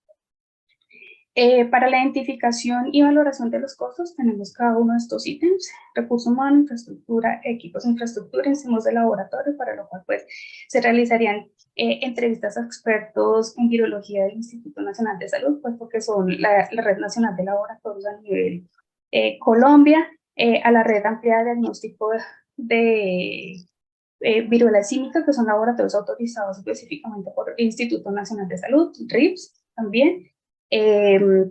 Para el tema ya de las pruebas como tal, pruebas PCR, protocolos, estudios previos para identificación y medición, y contamos para el país una metodología para el cálculo máximo de reconocimiento para identificación de virus no específicos, que salió básicamente para el financiamiento de pruebas COVID, y las pruebas de viruela símica pues también están codificadas a partir de esta metodología, la secuenciación, que también a través de protocolos, estudios previos, y bueno, pues como estas sí no están incluidas, podrían ir valoradas. La efectividad como tal, pues son los casos correctamente detectados de viruela símica. Las principales fuentes de información sería a partir de la literatura, básicamente por revisión de metaanálisis, revisiones sistemáticas. De acuerdo a la evidencia disponible, pues no hay muchas metaanálisis y revisiones sistemáticas. Migraríamos entonces a ver estudios observacionales, sería la búsqueda en bases de datos como Scopus, PubMed, Google Scholar, con palabras clave como monkeypox, viruela del mono, PCR, secuenciación, una vez pues todo el tema de búsqueda de los términos MESH. Ya como tal, tenemos aquí la propuesta del modelo de decisión. Es un árbol de decisiones donde podemos ver como tal las dos alternativas, en el que la primera alternativa se recomienda pues una PCR genérica para los ortopoxvirus, que es la familia general del virus. En caso de ser positivo, entonces podemos llegar a hacer una PCR directa para monkeypox, y a partir de ella podemos entonces identificar ya sea cualquiera de las dos variantes, o podemos hacer una secuenciación como tal para la identificación de variables partiendo de esa PCR positiva. La segunda alternativa, entonces ya tenemos una PCR directa para monkeypox, y si es positiva podemos ya identificar cualquiera de las dos variantes. Como horizonte temporal, entonces escogió 21 días de acuerdo pues al periodo de transmisión de la enfermedad. Dado que es un horizonte temporal muy corto, no aplica una tasa de descuento y se trabaja directamente la perspectiva del sistema de salud. Como tal, pues para la evaluación de la relación costo-efectiva, entonces pues se utilizará entonces el costo adicional por cada causa correctamente detectado, y se pueden considerar escenarios, por ejemplo, como la costo-efectividad del protocolo A completo y la costo-efectividad, por ejemplo, del protocolo A sin incluir la secuenciación, puesto que esto es una técnica que es altamente costosa. Y bueno, para regla de decisión, entonces se puede utilizar pues la recomendación propuesta del IES de 0.74 PIB, entonces pues allí se determinará si es inferior a este umbral, pues será costo efectiva, de lo contrario pues no lo será.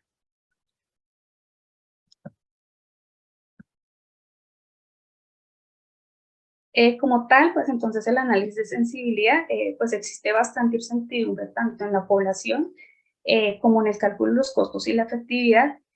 Y bueno, esta última efectividad pues también puede estar sujeta al comportamiento de la viruela símica, entonces se puede aplicar un análisis determinístico multivariado con un gráfico de tornado, teniendo en cuenta supuestos tales como la diferencia en el costo ante un aumento del 10% de casos sospechosos o ante la disminución de un 5% de los casos sospechosos, y también teniendo en cuenta, por ejemplo, disminución de la efectividad ante un aumento en el 5% de los errores en la toma, almacenamiento y transporte de muestras, dado que esta es una fase que es primordial para tener en cuenta en el momento de realizar la prueba diagnóstica, que nos puede influir en la probabilidad de ser o no positivo para la prueba. Muchísimas gracias. Gracias, Gina. Gina, tu tutora fue. Ay, sí, me disculpo, no la mencioné, la profe Paula, la profesora Paula. Yo tenía una inquietud, pero creo que al final la aclaraste, igual la vuelvo a plantear. Es que son dos pruebas PCR diferentes. Sí, señor. Permítame, ya me devuelvo. Son dos pruebas PCR diferentes. Esto es inicialmente.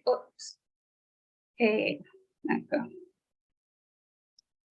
Inicialmente, pues, de acuerdo, esto va a también depender de la disponibilidad de kit diagnósticos, de, bueno, de sondas, de primers y de un montón de cosas que se utilizan para la prueba, pero generalmente para países no endémicos, pues recomiendan que se realice, por ejemplo, una prueba genérica para la familia en general y de acuerdo a el valor, si fue positivo, entonces ya recomiendan hacer una segunda prueba PCR que puede ser ya directa para detectar monkeypox.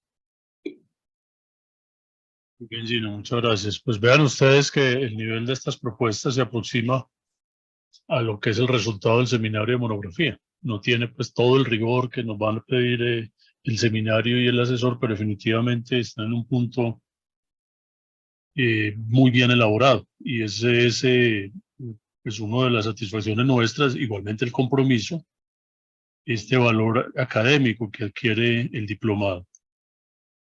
Pasamos entonces allá al momento culminante de nuestra noche con la presentación muy rápida por parte de Carolina del informe de nuestro diplomado, muy especialmente la evaluación. Podemos compartir rápidamente con las personas que participamos durante este semestre para dar paso a la entrega de certificados y les pedimos que estemos animados para la foto final, tanto los que estamos acá recibiendo el certificado como quienes están en pantalla, porque al final hacemos aquí una integración híbrida, ¿cierto?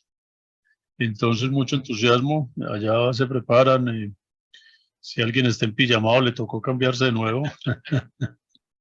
Carolina, nos comparte por favor cómo nos fue con este diplomado. Sí, profe, muchas gracias. Bueno, están viendo mi pantalla, ¿cierto? Sí, señor. Sí, Carolina. Bueno, queremos pues como inicialmente como manifestarles que esta es nuestra 10ª cohorte, o sea, llevamos 10 cohortes del diplomado, bueno, es algo como importante para mencionar y estamos como muy entusiasmados de, bueno, llegar hasta acá. Hasta ahora, por todos los diplomados que hemos tenido, han pasado 276 personas. Se han logrado como consolidar algunas propuestas de evaluación económica, en total 132 a lo largo de estas 10 cohortes. Y esto es como un resumen general de a dónde ha llegado el diplomado. Como pueden ver, tenemos gran presencia en casi todos los lugares de Antioquia, pero también tenemos algunos países que nos han acompañado y hay algunos particularmente que se han empezado a sumar como parte de pues de los participantes, que siempre solemos tener 1 o 2 participantes que vienen de estos países, como de República Dominicana, de Perú, bueno, y en este caso que iniciamos, como debutamos con Uruguay en esta cohorte. Esperamos que se sigan sumando más países y que sigan acompañándonos de estos países, bueno, cada cohorte más participantes. Bueno, ahora hablemos de la cohorte, esta cohorte que estamos cerrando. Iniciaron 33 participantes, 9 de ellos eran de algunos países diferentes a Colombia, 4 de Uruguay, 3 de República Dominicana, 1 de Honduras y 1 de Estados Unidos. Entonces, bueno, aquí tenemos como el mapita. La mayoría de nuestros participantes de Colombia fueron de Bogotá, seguidos de Medellín, pero también tuvimos algunos participantes de Cali, de Bucaramanga, de Duitama, Boyacá y de Cartagena.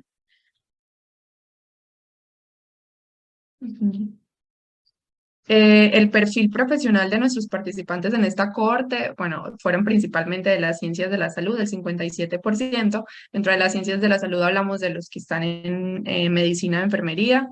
Luego nos siguieron las ciencias económicas y después tenemos como a participantes que pertenecían a química farmacéutica, bacteriología. Y dentro de los perfiles, el perfil que predominó en esta cohorte fueron los analistas, luego los administrativos y los directivos.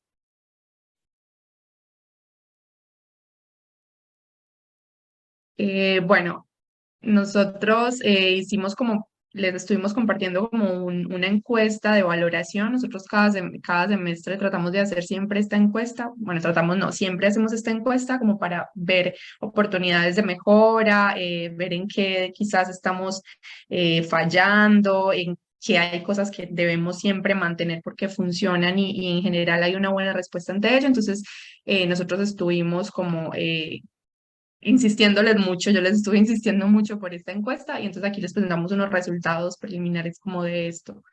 Bueno, tenemos pues que en general, nosotros dividimos la encuesta por diferentes categorías de evaluación. Los objetivos que se plantearon en el diplomado, que son como objetivos que se plantearon al inicio y también la consecución por parte, o sea, lo que consideran los participantes que se consiguieron los objetivos o no, tuvieron una calificación promedio de 4,4, que supera la calificación que tuvimos en la corte pasada. En términos de la dedicación y el esfuerzo que los participantes consideraron que hicieron para alcanzar los objetivos del diplomado, tuvieron una calificación de 4,1, mejoró mucho. En general, los participantes solían considerar que el esfuerzo no era suficiente para alcanzar los objetivos, y en esta corte pues tuvimos una corte muy comprometida, entonces como que ese esfuerzo se vio reflejado también. En el equipo de planta docente mejoramos mucho la calificación, bueno, mucho no, pasamos de 4,5 a 4,8. En general mantenemos un estándar alto en toda la parte de la planta docente. Luego evaluar como los contenidos del diplomado como tal, los que se presentan en plataforma, que los dividimos por módulos, todo lo que contienen los módulos también tiene una calificación alta de 4,2. Y las metodologías utilizadas para tratar de transmitirles todos estos contenidos también tuvo una calificación alta. Mejoramos en general en esta corte, mejoramos mucho nuestras calificaciones, como nuestra percepción general del diplomado mejoró en esta cohorte. Bueno, se iniciaron, como les mencioné, iniciaron 33 participantes de varios países. Finalmente, 25 participantes van a lograr pues como aprobar el diplomado y reciben una certificación de la Universidad de Antioquia. 2 participantes van a recibir un certificado de participación. Son participantes que quizás estuvieron un poco activos, revisando algunos materiales y otros no, que quizás no lograron culminar todos los materiales. Entonces a estos, que bueno, en este caso fueron 2, les otorgamos un certificado no de aprobación del diplomado, sino un certificado de participación. 5 participantes que los perdimos como en algún momento del diplomado, hicimos como algunos esfuerzos para que continuaran, pero bueno, por razones personales y profesionales no pudieron continuar. Y tuvimos un participante que nos pidió reservarle cupo para la siguiente corte. Bueno, tenemos como algunos aspectos positivos. Nosotros hace algunas cortes atrás hicimos una alianza con la Facultad de Medicina. Cada cohorte nos damos cuenta que sigue teniendo como un aspecto muy positivo, seguimos captando mucha más gente, más profesionales de la salud, hemos mantenido como un nivel académico alto, y bueno, se sigue como manifestando eso dentro de nuestra evaluación, con unos docentes que tienen un buen nivel de formación, experiencia dentro del área de evaluación económica, de economía de la salud. Y otro aspecto a resaltar es que casi el 90% de los participantes consideran que el costo del diplomado es justo, dado lo que se ofrece.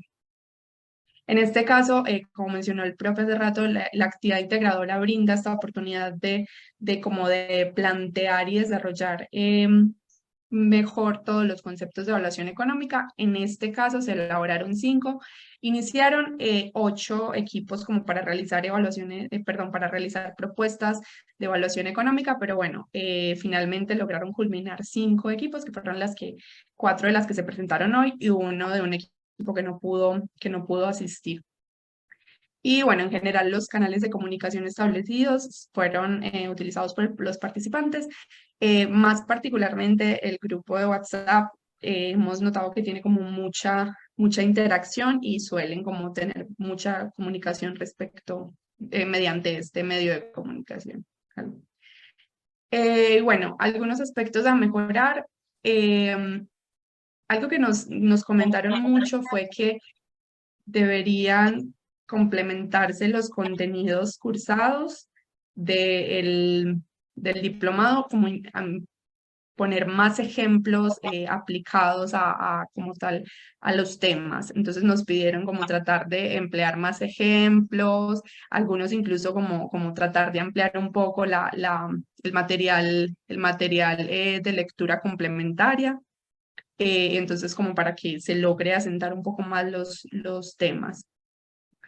Y tener como unas clases asincrónicas un poco más específicas, con temas más específicos en las clases, no solo como para resolver dudas. También nos hicieron algunos comentarios para revisar algunos contenidos que pudieran de pronto estar repetidos en plataforma. Bueno, eso ya yo todo lo tengo anotado para mejorarlo para la siguiente corte. Y bueno, finalmente, disculpen la calidad del diploma, fue el que me mandaron y no pude conseguir una versión mejor. Pasemos acá a la sala, Paulina, entonces, perdónenme. Tranquila, puede obviar ese por el momento. Vamos a entregar aquí en sala, Bueno. ¿sí? Vamos a entregar aquí en sala, porque el orden que me entregaron no es precisamente ese. ¿Usted terminó el informe, perdón, Carolina?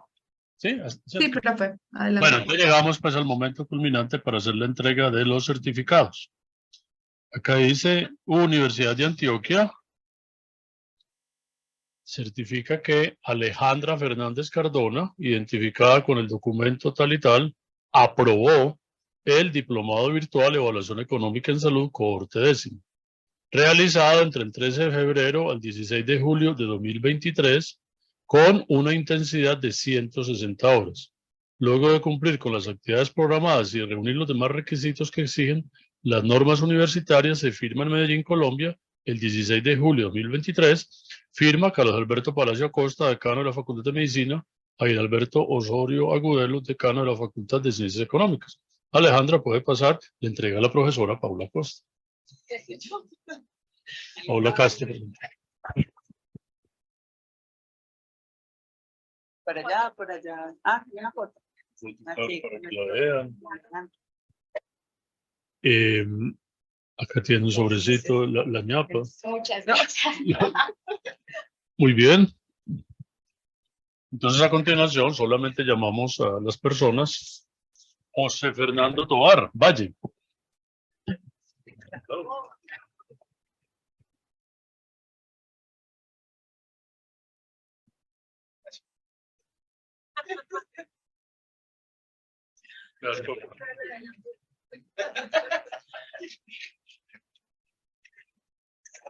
Luisa Fernanda Carval Reyes.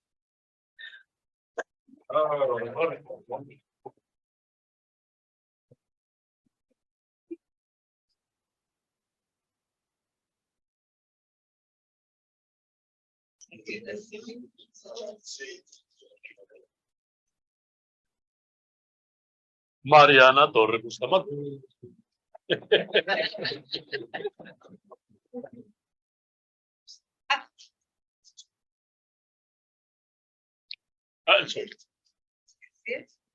Para las personas que están conectadas, entonces a partir de mañana podrán descargar su certificado, ya les llegarán como el instructivo. Igualmente haremos la gestión para que les llegue en físico por correo con algún presente de parte de la universidad. Constanza había levantado la mano. La bajó. Señor, Usted estaba muy entusiasmado. Adelante. Compañeros, porque con la calidad de trabajos que se ve, que el reto es grande y los No lo escuchamos. para nosotros.